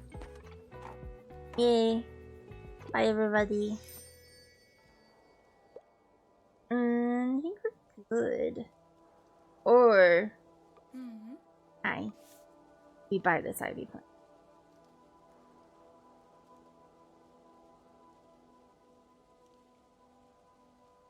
I want it. Okay, bye. Wow. You're welcome. Okay, I need to leave now. I spent all of the money we have on things we don't need.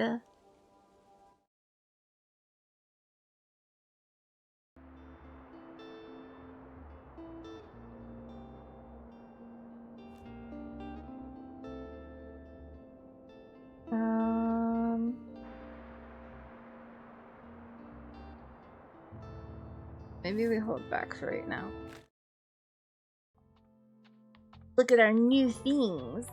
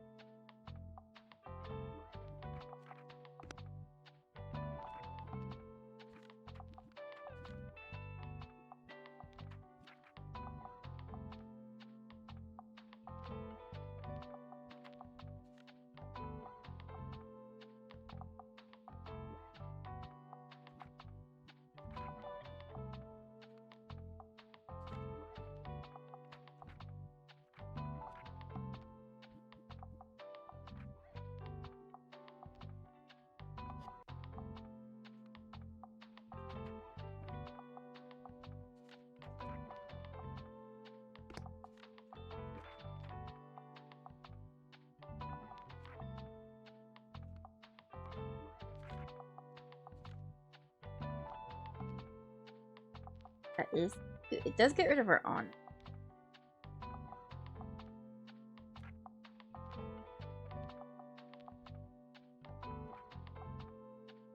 I hold back for right now.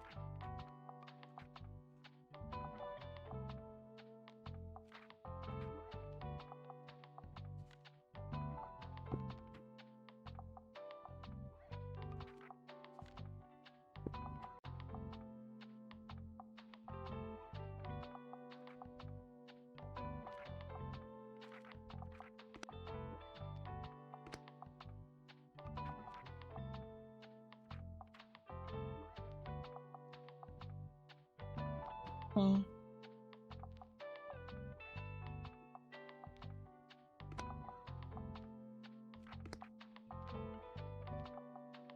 Okay.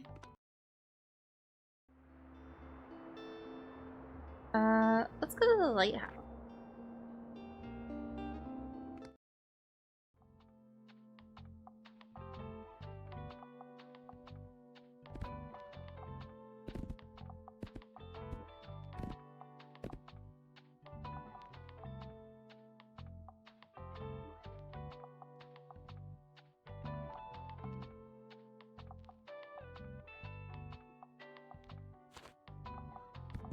The crime.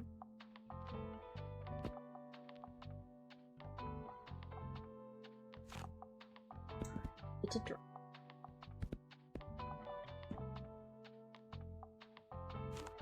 A bit of fact. And some kissy.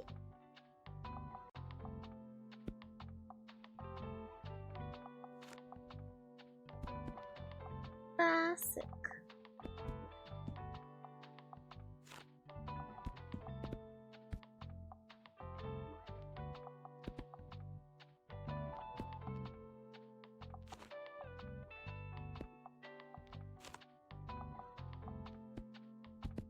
Travel in the other one.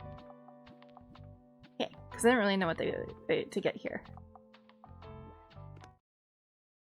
Never been here. Oh man, 7 streak. Not at 35, but one eventually.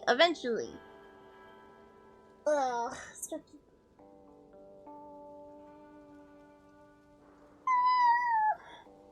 Okay. We got our collected stamp. We've gone to the lighthouse. Congratulations for us, I guess. It's pretty up here. Look at the little sheep. Look at the little sheep. They're so cute. Huh? Huh? Little sheep. Hey, baby. You must be nice around a sheep.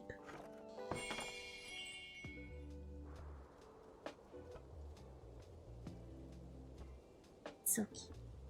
There's a dog.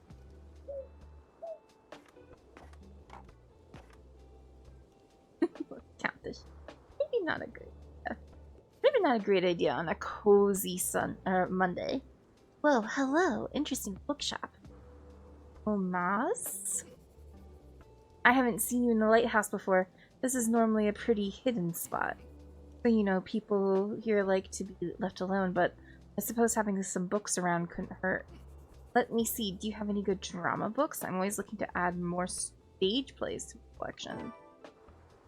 Am I the drama? Some loners at the lighthouse are looking for drama. Okay. Oh, I pick one out now. Okay. How you doing? Hey, baby. Bye. Hi. 1, 2, 3. Maybe we try it over again.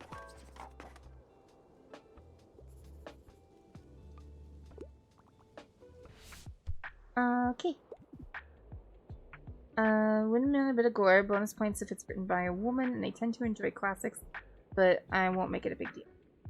Having classics.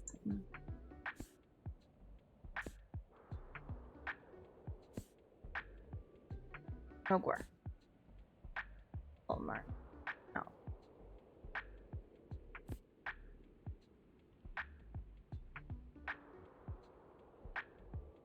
What do I have in gore? Ooh, Shirley Jackson. I've always lived in the...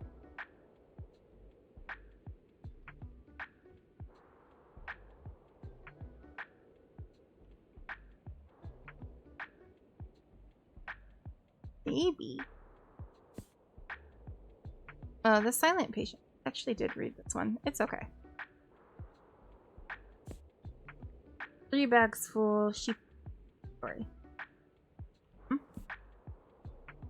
Betty and Scarlet. Oh. Third. Okay, right. Yeah. The complete Father Brown. I think I missed. Father Brown is an English crime-solving priest, okay, with a sympathetic ear and a sharp insight into Home Before Dark. Ooh, this one was fun too. A little weird though.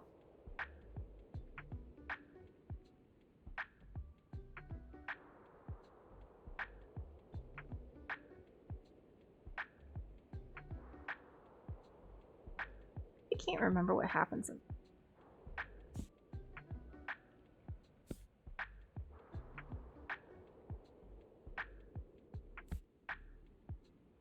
I think we'll do the Shirley Jackson one because I think it might be a good idea. I know they said classic, but technically this is 1984.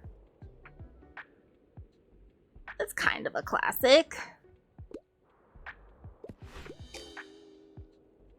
Not gruesome enough. Okay. I don't know what you want from me.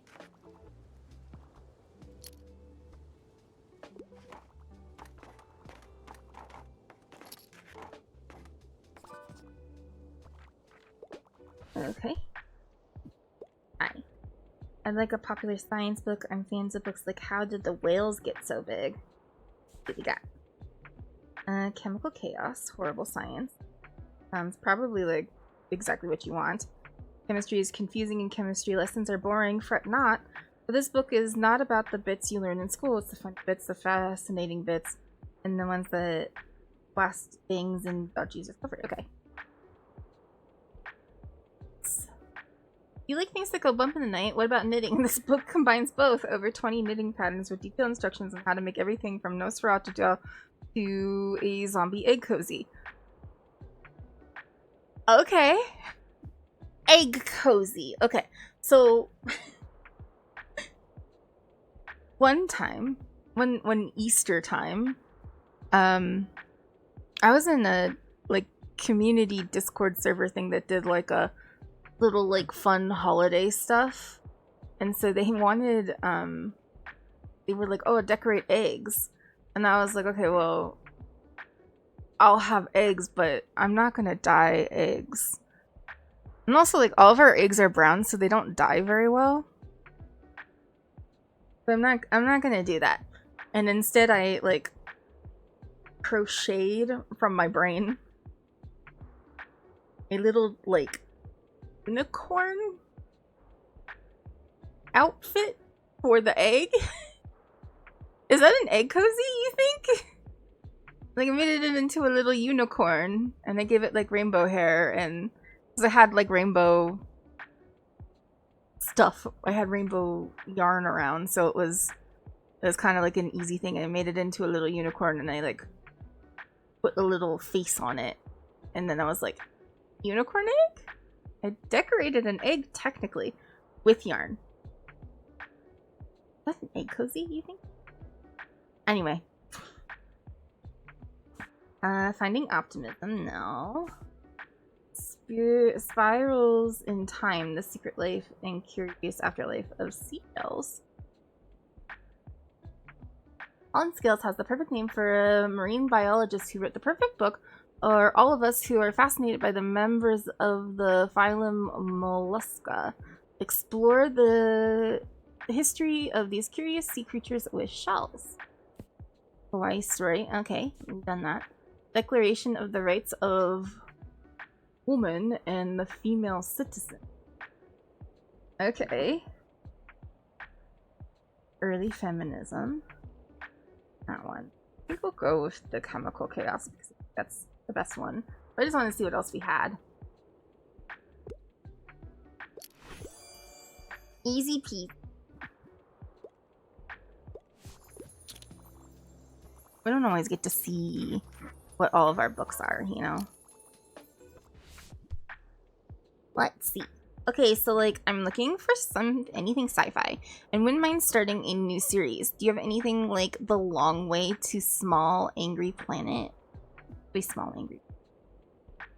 The sci-fi will be for some reason. I kind of just don't think that Isaac Asimov is a fun sci-fi, but it is sci-fi. It gets fun. It gets fun later on. Okay, well. This is Foundation, the Foundation series.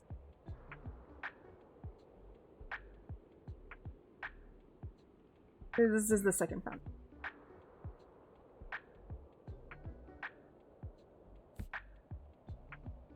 The dark is rising. Following a terrifying night, Will wakes on his 11th birthday to a world covered in snow and a world changed. Will learns that it is one of the old ones and joins the battle against against the dark, second in a classic fantasy for kids. With all these second books. The Hobbit, Lord of the Rings #0, it says. Here it is. This play is a love story, or is it?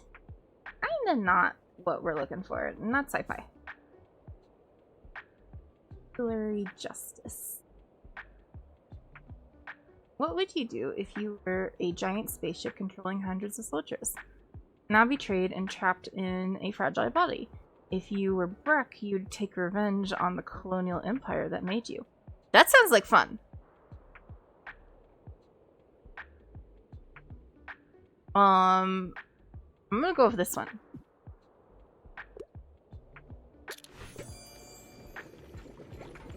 Speculative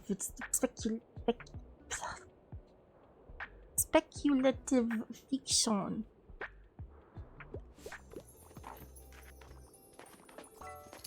Ooh, look at my little cauldron. It did things. That's so cute. Hi. Fantasy is my fave.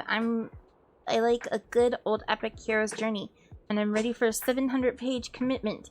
Yep, I'm already finished. I already finished last one. We give the for me. I got.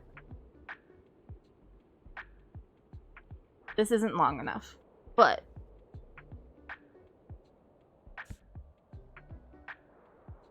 I'm gonna. None of them are long enough.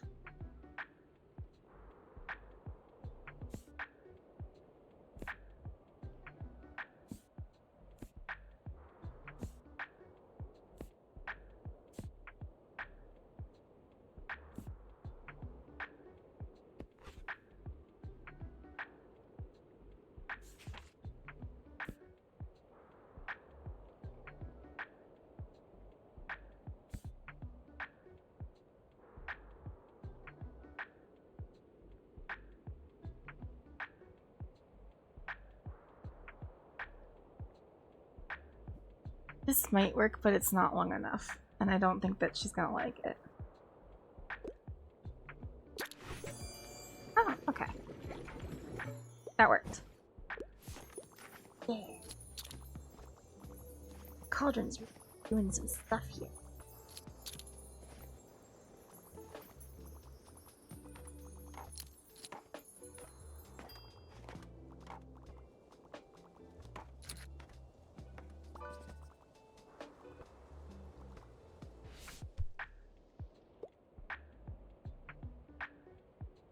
Drama cycle. What's up? The drama, the style, the emotions. It has to be a play for me. Also, I like books basically rip my heart out. I'm a fan of books like Serenity. Does that take you? Okay, apparently ripped his heart out. Once upon a river. A child revived from the dead sets the riverside community buzzing with theories. A miracle or trick or nature as three families fight to claim her. Their own secrets surface. The names carry truth, but if anyone dares follow it. Sister Outsider. Collection of boundary-breaking essays. White. Namesake, born to America to Indian parents.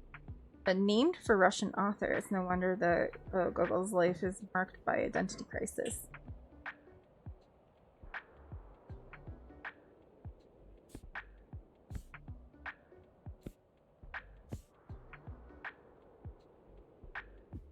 Romeo and Juliet. Okay. Romeo and Juliet was probably their best option, honestly.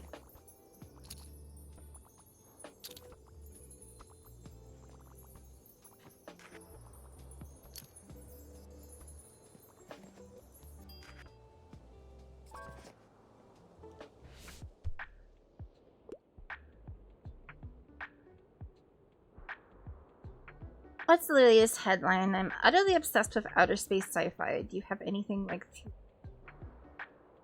Three Body Problem? Anything in sci-fi.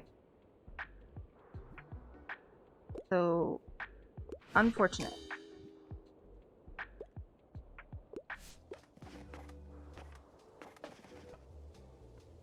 Got like 30 of my books. Alright, so we know that like drama is the one for up here. Good to know.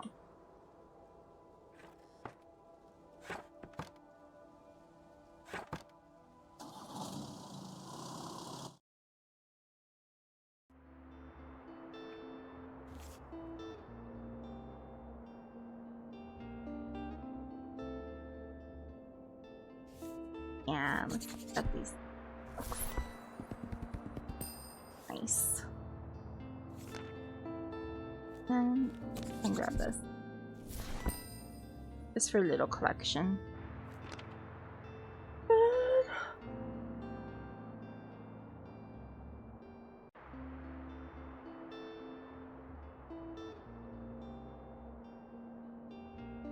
Let's see. I know I started late, but I'm pretty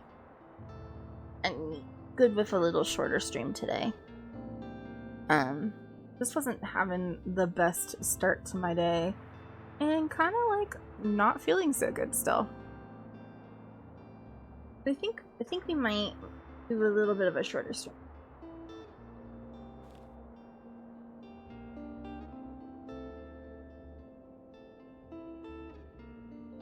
So let's finish up. Oh, saving quick. Oh, yeah.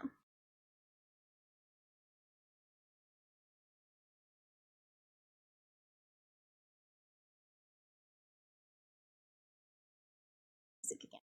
Background music. All right. So that was pretty good.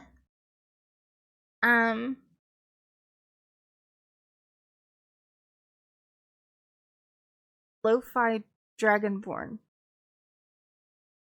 All right. Who's doing this? That's fun. Okay. I'm gonna come up here though.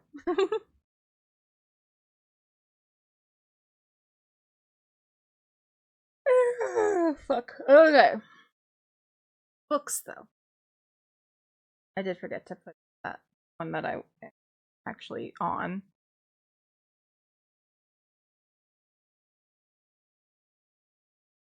Slash.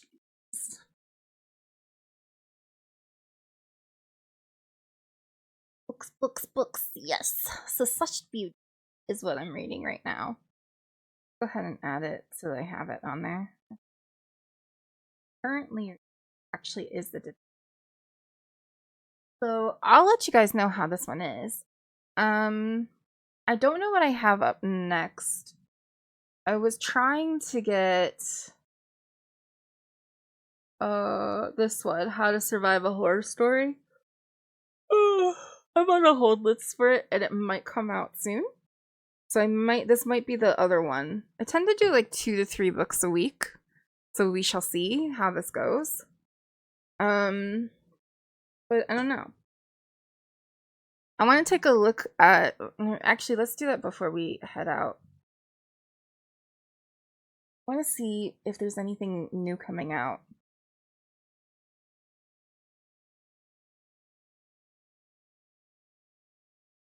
Can't remember.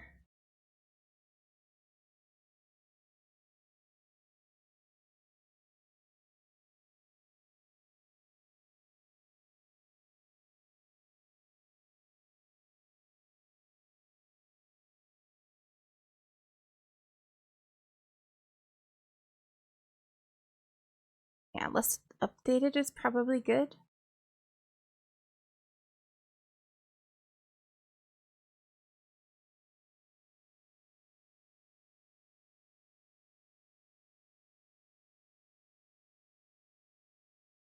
Latest. I just want to see what's coming out.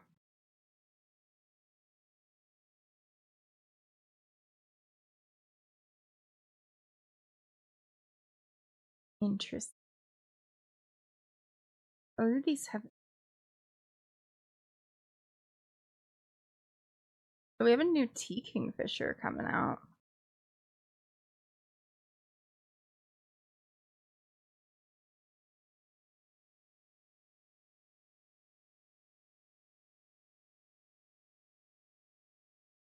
Oh, you run a book club and you signed up for 2 reading challenges? That's fun. Do you want to join our book club? We're having our first book club on the 19th. I don't know how that's going to go. A moment of hubris. We all have those. Okay, so we're in 2025 now. Go back up. How to Kill a Guy in 10 Dates. Okay. That sounds fun. We're judging books by covers. I still need to read the book. I think I'll start it Friday. Yeah, it's not a long, super long book. And I think that the audiobook is fun. You got too much already. Well, if you think you might want to, it's on the 19th. It's not a super long book. It's someone you can build a nest in.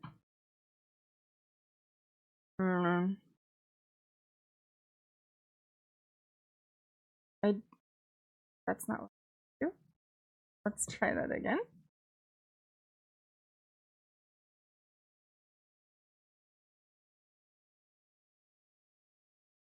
Here you go. This is the one. I reread it again. I read it earlier. I read it in June of last year, and then again just recently for the book club. So yeah, it's pretty cute, and it's not super long. It's like 310, and it's a fast-paced sort of, well, medium-paced, but it's an easy read. It's an easy, fun read. And sweet and cute and gay. All the things we love in this world. So if you're thinking about it and you pick it up,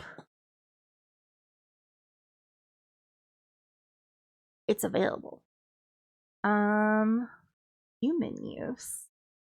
Are we just judging by covers? Yeah, a little bit. Made herself a monster. Did nothing wrong. I don't know. And then Adam sounds familiar, so I'm gonna open this. I am going also by the names of the authors, if I can remember them. Oh, this one person is also Marcus Kilwer is also familiar. Kylie Lee Baker also is.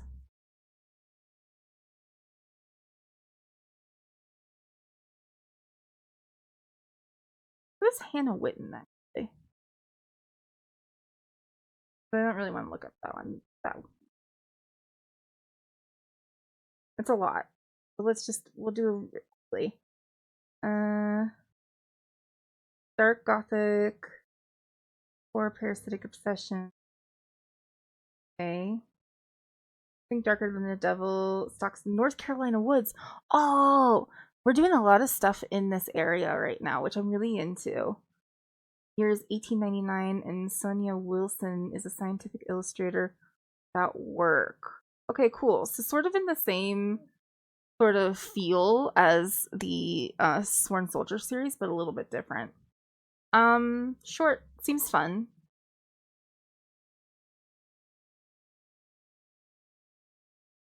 It's coming out in March. Okay. Let's at a digital. This is important work, guys. You have to know what's coming. How to Kill a Guy in 10 Dates also seems fun. Humorous, swoony, downright terrifying slasher romance. I do think that the slasher romance thing is a little bit weird, that it's happening a lot right now, but I'm kind of also into it because I like romance, and I like when they do something kind of silly with it and make it, like, dark. I don't know. But, like, not dark romance in the way that dark romances can be, just like a silly sort of campy sort of thing. I don't know. Seems to be well reviewed. Let's see when it's coming out. February. So yeah, in time. I figured in time for Valentine's Day is kind of when they time these things. I'm gonna put it on back. And then I'll go in and I add them into Libby and tag them so if my library gets them, I get notified. This one seemed interesting. I don't recognize Sarah G. Modern dating is dead. Life with a living partner can be tricky, but the #1 dating app in the world, Live, often offers a solution. Data Corpse?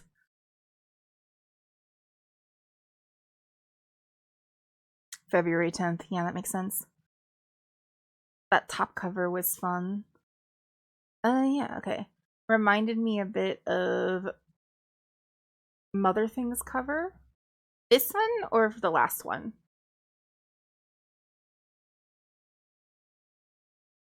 I'm not gonna read too much. I like going in a little bit blind. The last book, okay.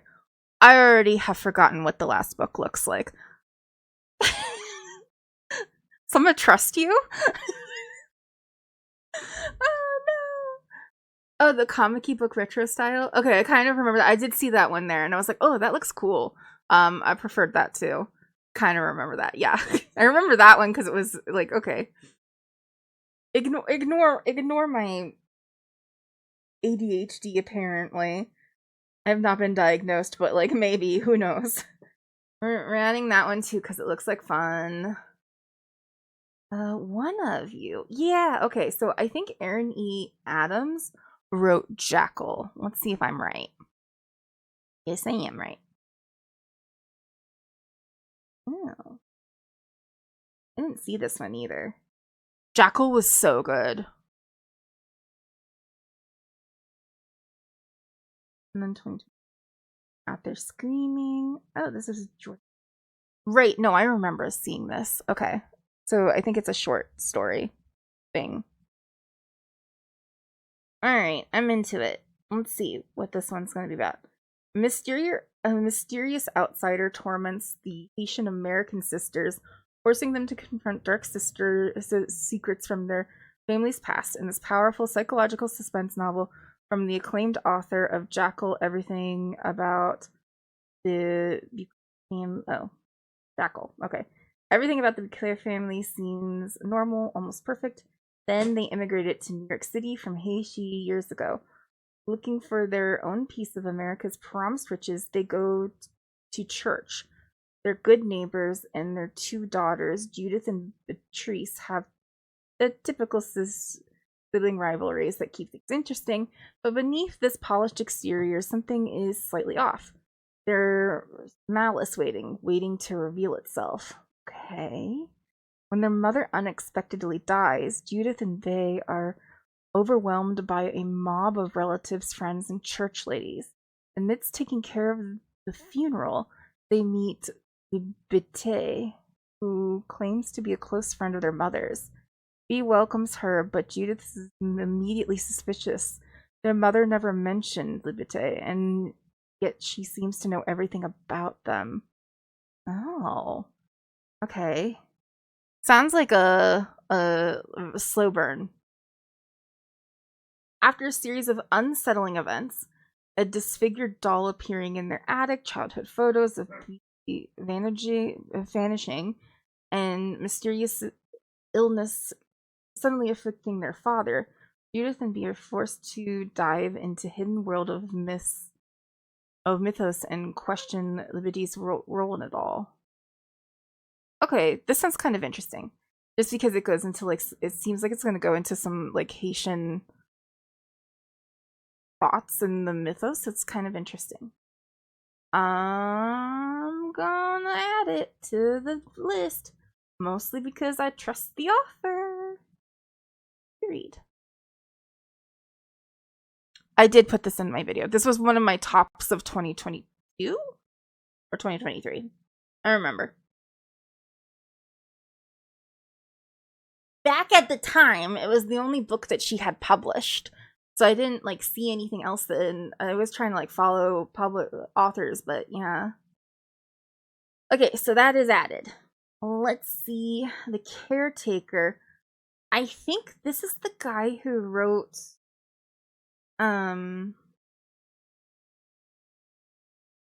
We Used to Live Here, maybe?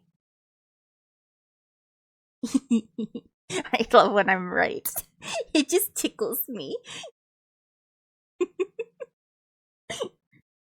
Look at my memory is my long-term memory, not so bad. Short-term, I don't remember anything that I just said. But if I can, like, get it into long-term, we're solid. We're there. Short-term, though, in one year, out the other. This looks interesting. Follow the Rights, nothing.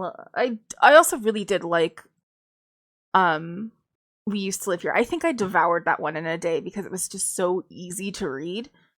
It was a quick, easy read, but also just, like, kept you, like, what the fuck is happening? And it gave me, like, spooky, like, I love paranormal horror. So it was paranormal horror, but it also gave me, like, this spooky, like, I'm 12 and I'm watching The Ring for the first time, like, creepy feelings up my spine. So I really like that one. I'm not playing Tiny Bookshop anymore. I'm so bad at this. Hold on.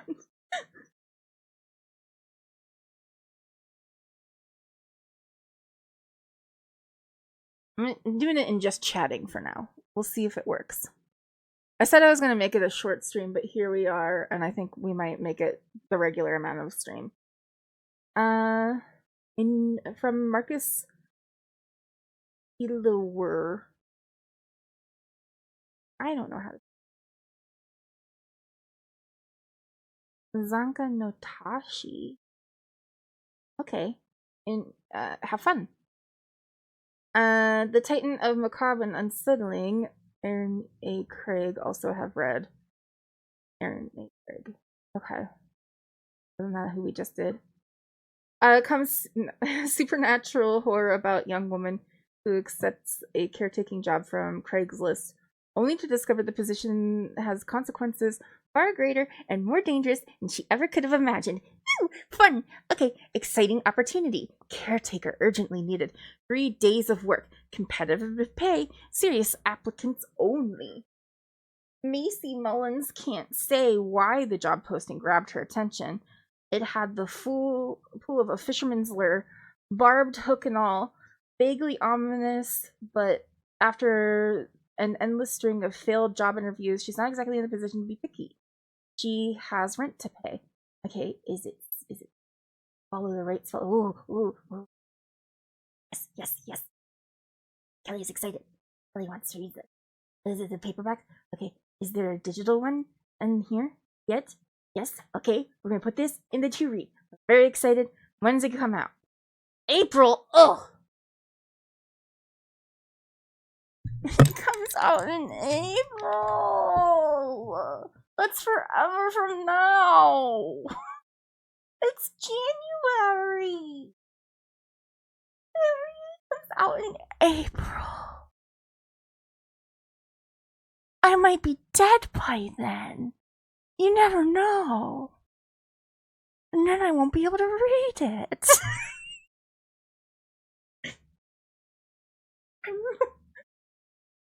You blink and it'll be out. I know. I know.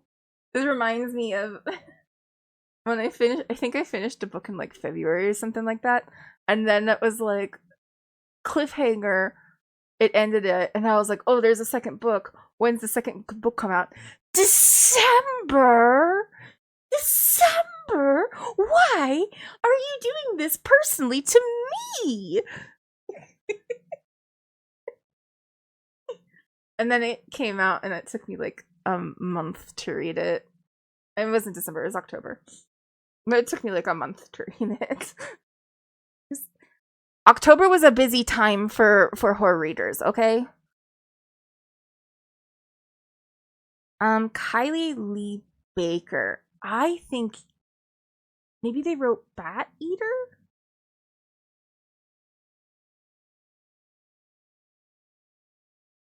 Yep, Bat Eater and Other Names for Corazon. Also a good book. I didn't add a review, but I did like it. I read it last year. It was I didn't love the ending. I thought it was rushed. I thought we could have put in another like 100 pages because it was also not that long of a book, 248 pages. Put in another 100 pages just to like spool out that ending a little bit longer, and I think it would have been fantastic. But that was my only criticism for it. Let's see what this one is. Kylie Lee Baker returns with witty, gory horror phenomenon. Brilliantly intentive, a must-read. I couldn't put the pages. We couldn't turn the pages fast enough. Monica Kim. We can't remember exactly where he hid the body. Oh. But he can remember the blood hiding out at his father's centuries-old home in Japan. Lee knows something is wrong with him, and he knows it has something to do with his mother's disappearance almost a decade ago. Ooh, we have 225 and 1877. I do love a shifting timeline. A female samurai son stalks the borders of her home to protect her family from slaughter after the abolition of the samurai class. She's not sure how they'll ever survive, not without her father, who has returned from war with a different soul behind his eyes. That's sad. When Lee and Sun find one another through a door between worlds, they're both looking for answers. But what they find in the creaking old house they share is beyond what either of them can imagine.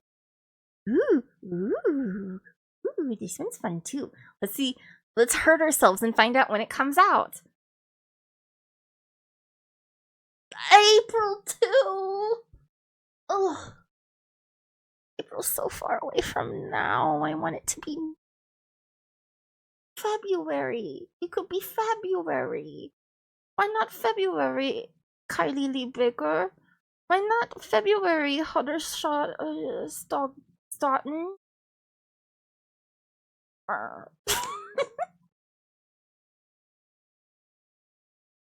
February is a good time for books too. I kind of prefer this cover.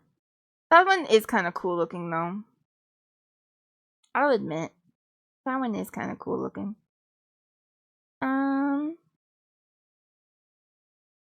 This one comes out earlier. Why? Oh, Hanover Square Press. That one might be more what we would do.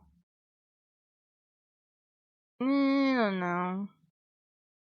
I'll do this one because I kind of like it.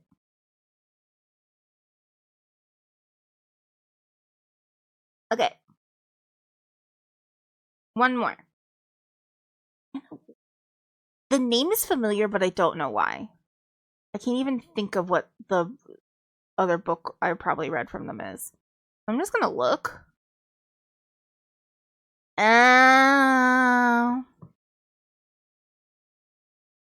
This one. I don't know. It's a romantasy, sort of dark. Not exactly.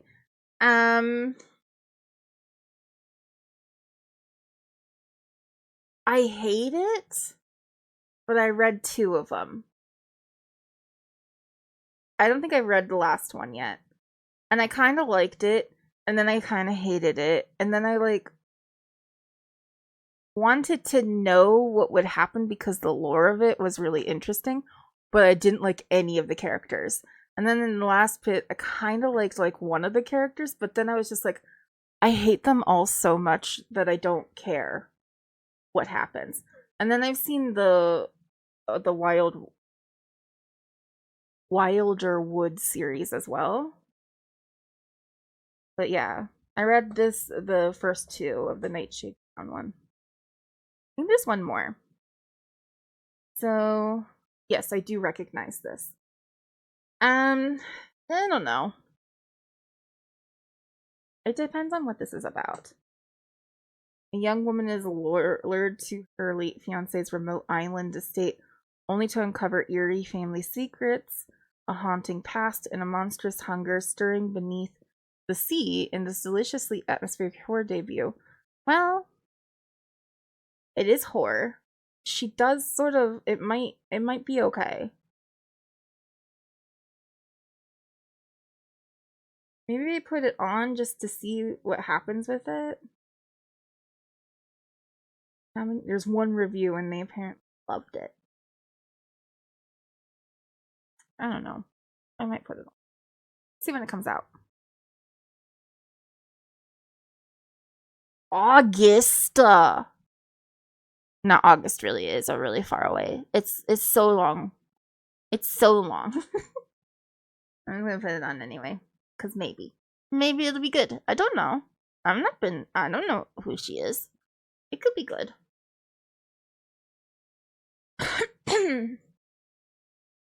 See what came out.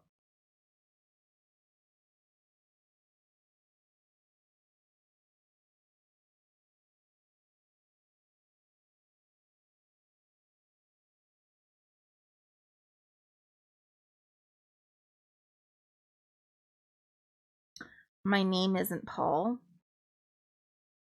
Interesting. Evan, West Virginia. Short, very short. Oh, it's a graphic novel. It's gay though. We love gay things here.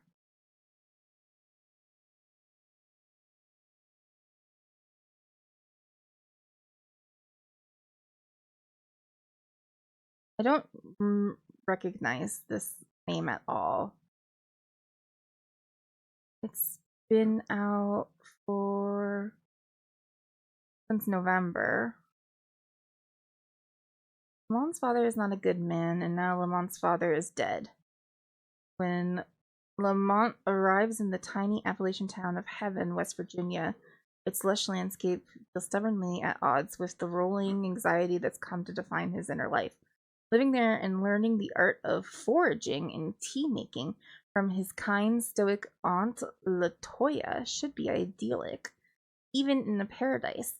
But in the shadows of Heaven's woods, Lamont sees a dark, hulking figure, long glimmering teeth, and piercing red eyes. No one else seems to see the beast. Not his aunt, not the handsome cowboy, Coyote, whose gentle voice evokes the comfort and electric aroma of Latoya's brews. Escaping its voraciously hungry pursuit feels impossible. Lamont will have to face more than just the darkness of the woods to do so. Okay. So, grief, healing, being gay.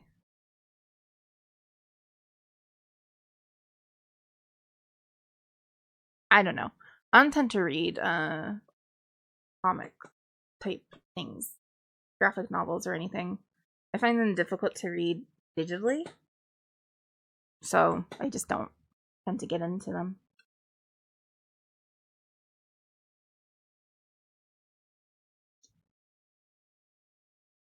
Just seeing if anything else came out. Ooh, this came out. I was waiting for this. My library did not get it. I have to ask for it. And then I feel like I should then know all of these then. Like we probably have looked at these. I'm a little not concerned, but intrigued by My Name Isn't Paul. It's an interesting name for a book. I don't recognize Drew Huff, I don't think.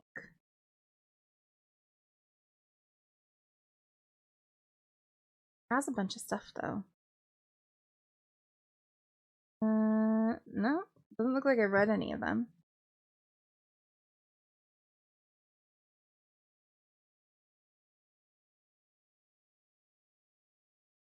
Pretended to be human for 7 years until he couldn't. He's a traveling salesman named Paul Neo, except he isn't because a mirror person, a hyper empathetic eldritch abomination capable of mimicking any human. Paul found the human Paul Cantoneo's mangled corpse 7 years ago and decided to mimic it. It's just not what mere people do. Mimic, absorb, control, desperate to ignore what he is. Paul represses his inhuman traits and stays far away from others of his kind. The breeding season for mere people comes around every 7 years, inducing an involuntary sociopathic state. It's time for Paul to go into heat. Now unable to avoid the reality of what he truly is, Paul has a mental breakdown, goes on a cross-country road trips, and runs afoul of something far, far more inhuman and dangerous than himself. Okay, that sounds like that's interesting. Well, his name isn't Paul. It's something else. It's short. Oh, it's very short. Okay. That's not necessarily a bad thing. We like a little short things. We like little bits every once in a while. When did this come out? So this already has come out. It came out in November. We'll just add it to the TBR. My TBR is not actually like a fast, like, it's very fast and loose. It's not like something that I like completely stick to. But I use it as a guide for me to like try to do recommendations to my library and stuff like that. Well, yeah, we have a couple of good things coming out. This is interesting, but I don't think I'll read it.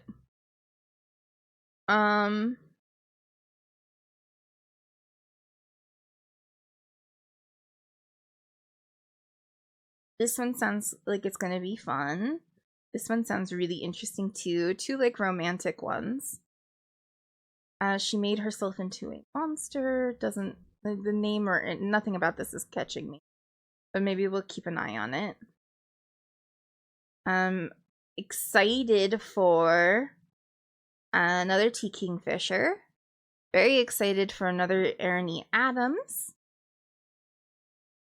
Oh, I just saw this one. The name Wife-Shaped Bodies. That's not... I don't know this person, though. This author. I'm excited. Very excited for this one and upset that it comes out in April. This one also sounds like fun. And yeah. Now we have to see Wife-Shaped Bodies. We have to. You can't go past a book called Wife-Shaped Bodies and not find out what it's about. I don't know Laura Crane Hill, I don't think. I'm gonna see if there's anything. No. Okay. Good. Sorrowland meets Manhunt.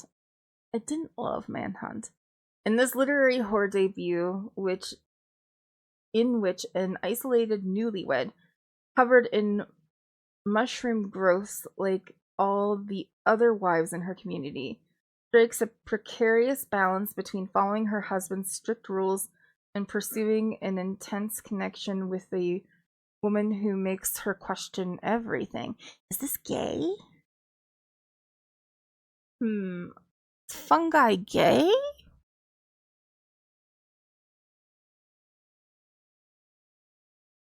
I mean, The Last of Us is pretty gay.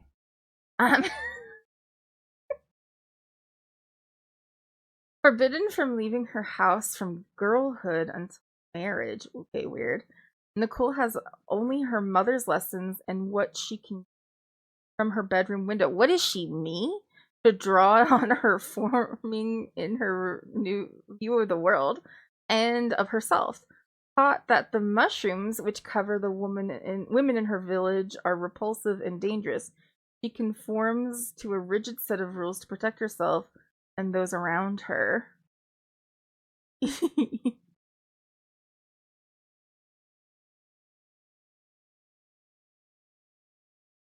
When her wedding day arrives, Nicole moves from one prison to another, an empty mansion on the very outskirts of town, belonging to the husband she's been promised to since birth. Ew. As she haunts the edges of Silas's unnoble life and decaying home, maintaining control over her own transforming body becomes increasingly impossible. And when another wife with rebellious tendencies pays Nicole an unexpected visit, something within her cracks open. Their furtive explorations yield confusing answers, unearthing the long buried secrets of the gruesome and resentful brides that came before. Unmoored, angry, and at last awakened, Nicole must reckon with who she really is and perhaps give in to what she really wants.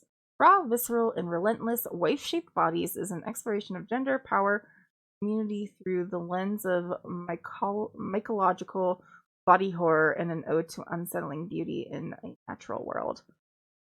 Can't spell fungi without fun, that's true.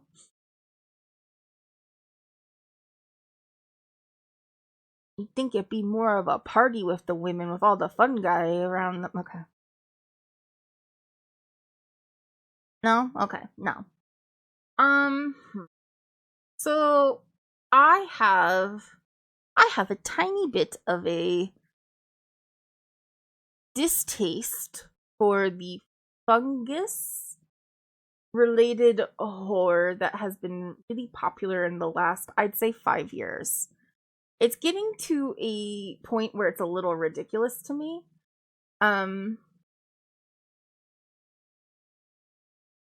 We had an oversaturation of haunted houses for a very long time. We have now gone into a fungus sort of trend that has been, and it's always been there. Like all of the horror tropes have been there, but like I feel like they get played with in cyclical trends, just like fashion and everything else. And right now we are still like we are at an oversaturation of fungus. I feel like I don't know if it's just that it keeps on, like there's an algorithm that is pushing it to me. Gay fungus. I don't know how this is happening to me, but I feel like it keeps happening.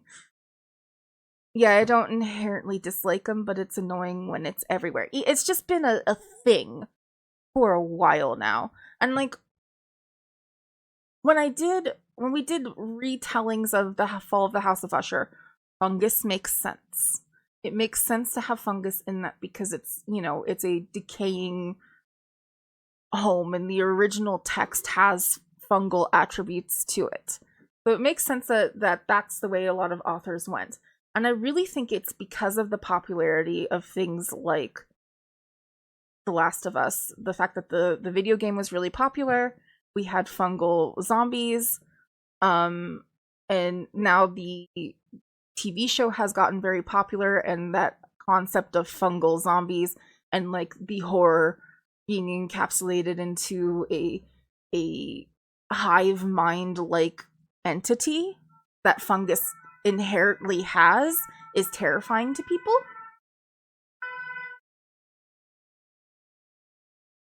Alright, wee woo, wee woo. Something does well and it gets popular and then it gets beaten to death. Yes, I feel like we're in the middle of that right now. Because even like I'll get like zombie things. One of the books that I finished the year with had like fungal zombie situation. That was a little bit different, which made it more palatable to me. But I am just getting a little tired of fungal, the monster being fungus. And I kind of like it makes me think like what in the world is making us really like fear some sort of all-encompassing hive mind like entity. And like politically it kind of makes sense that that's the terror right now. What do I think the next thing will be? That's a good question. Trying to think of like what has been happening in the books I've been reading.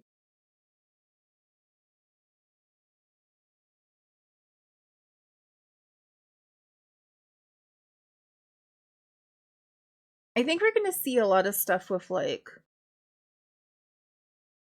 something, some like maybe eldritch horror or something is causing people to be brainwashed in a way that turns them violent. So they're not zombies. Think like wasn't Wake Up and Open Your Eyes by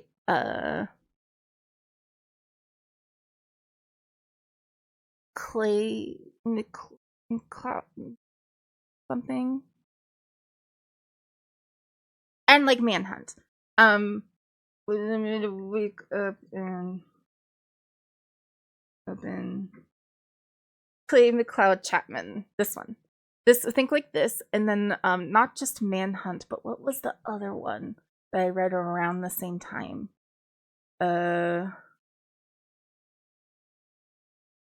think it might have been this one.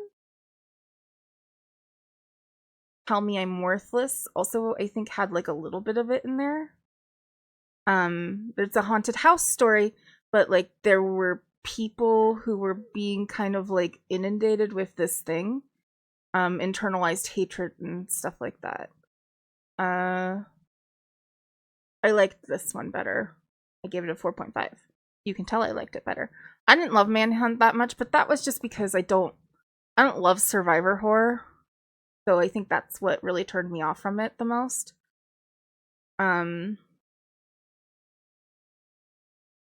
Yeah. This is another trans author though, that I do like a lot. Yeah, I think we're going to see a lot of that because I think that that's something that is fresh in people's minds right now, that we all kind of feel very controlled by an algorithm.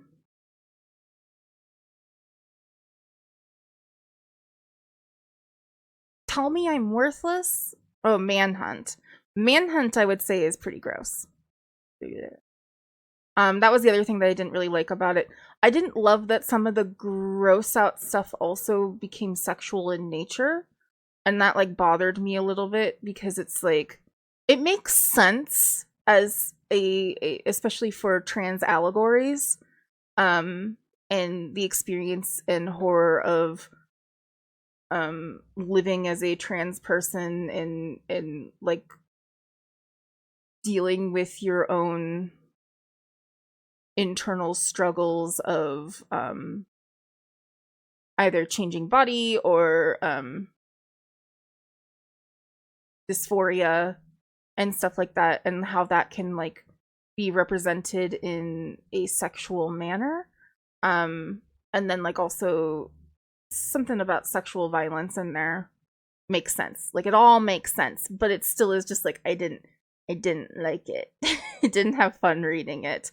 But I do think that like it tickles a logical part of my brain that I appreciate, if that makes sense. But this one also, like, this isn't a fun read, and I think that the imagery in it is really ham-fisted.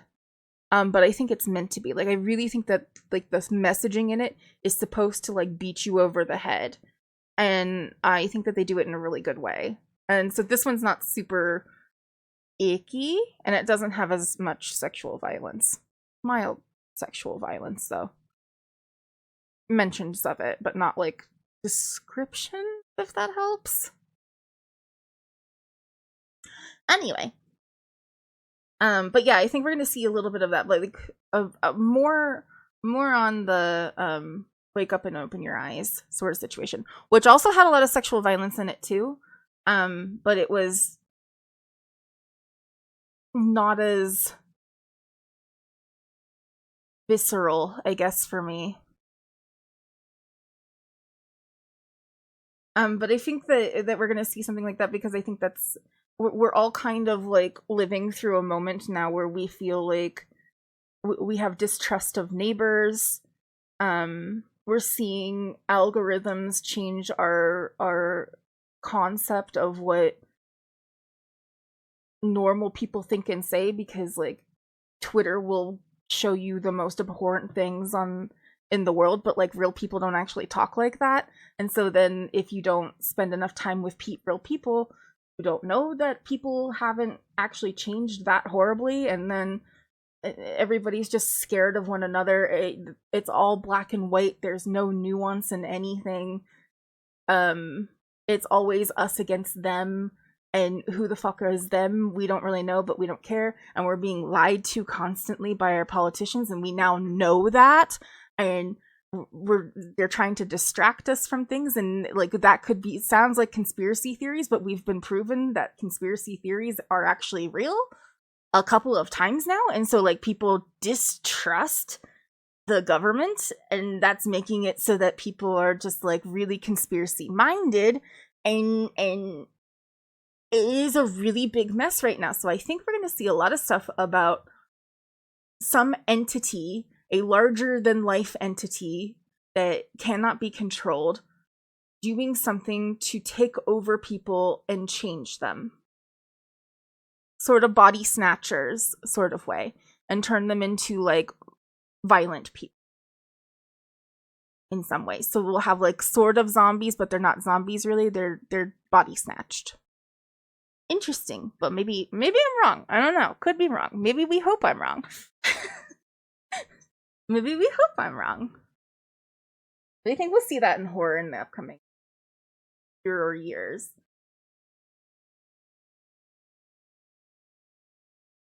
And then we'll all be sick of that too.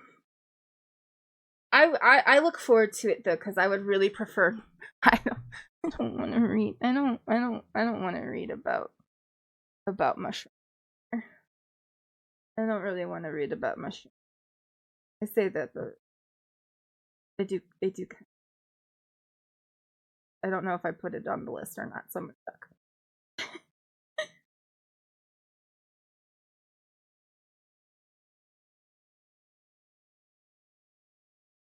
It's short. It might be fun. If it was like a really long one, I might not be into it. But a short one, 288 pages. We get through that in like 2 days. 3 if I'm sick.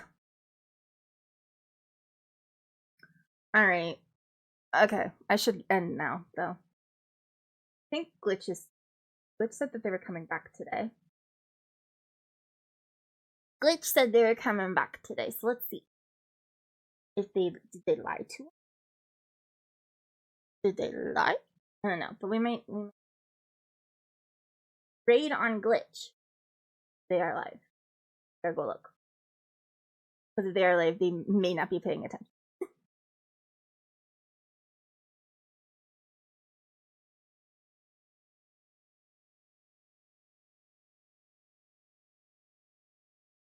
Who's live? Who is live? Everybody's live.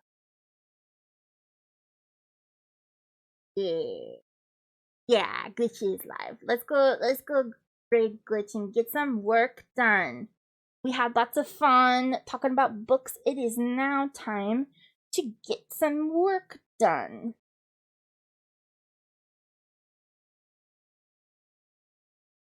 Alright, Glitch is my editor. They do all of my shorts. If you haven't seen my shorts, they are up on YouTube and TikTok. So if you are interested, you can go ahead and take a look at those. All of them are edited by Glitch in some way.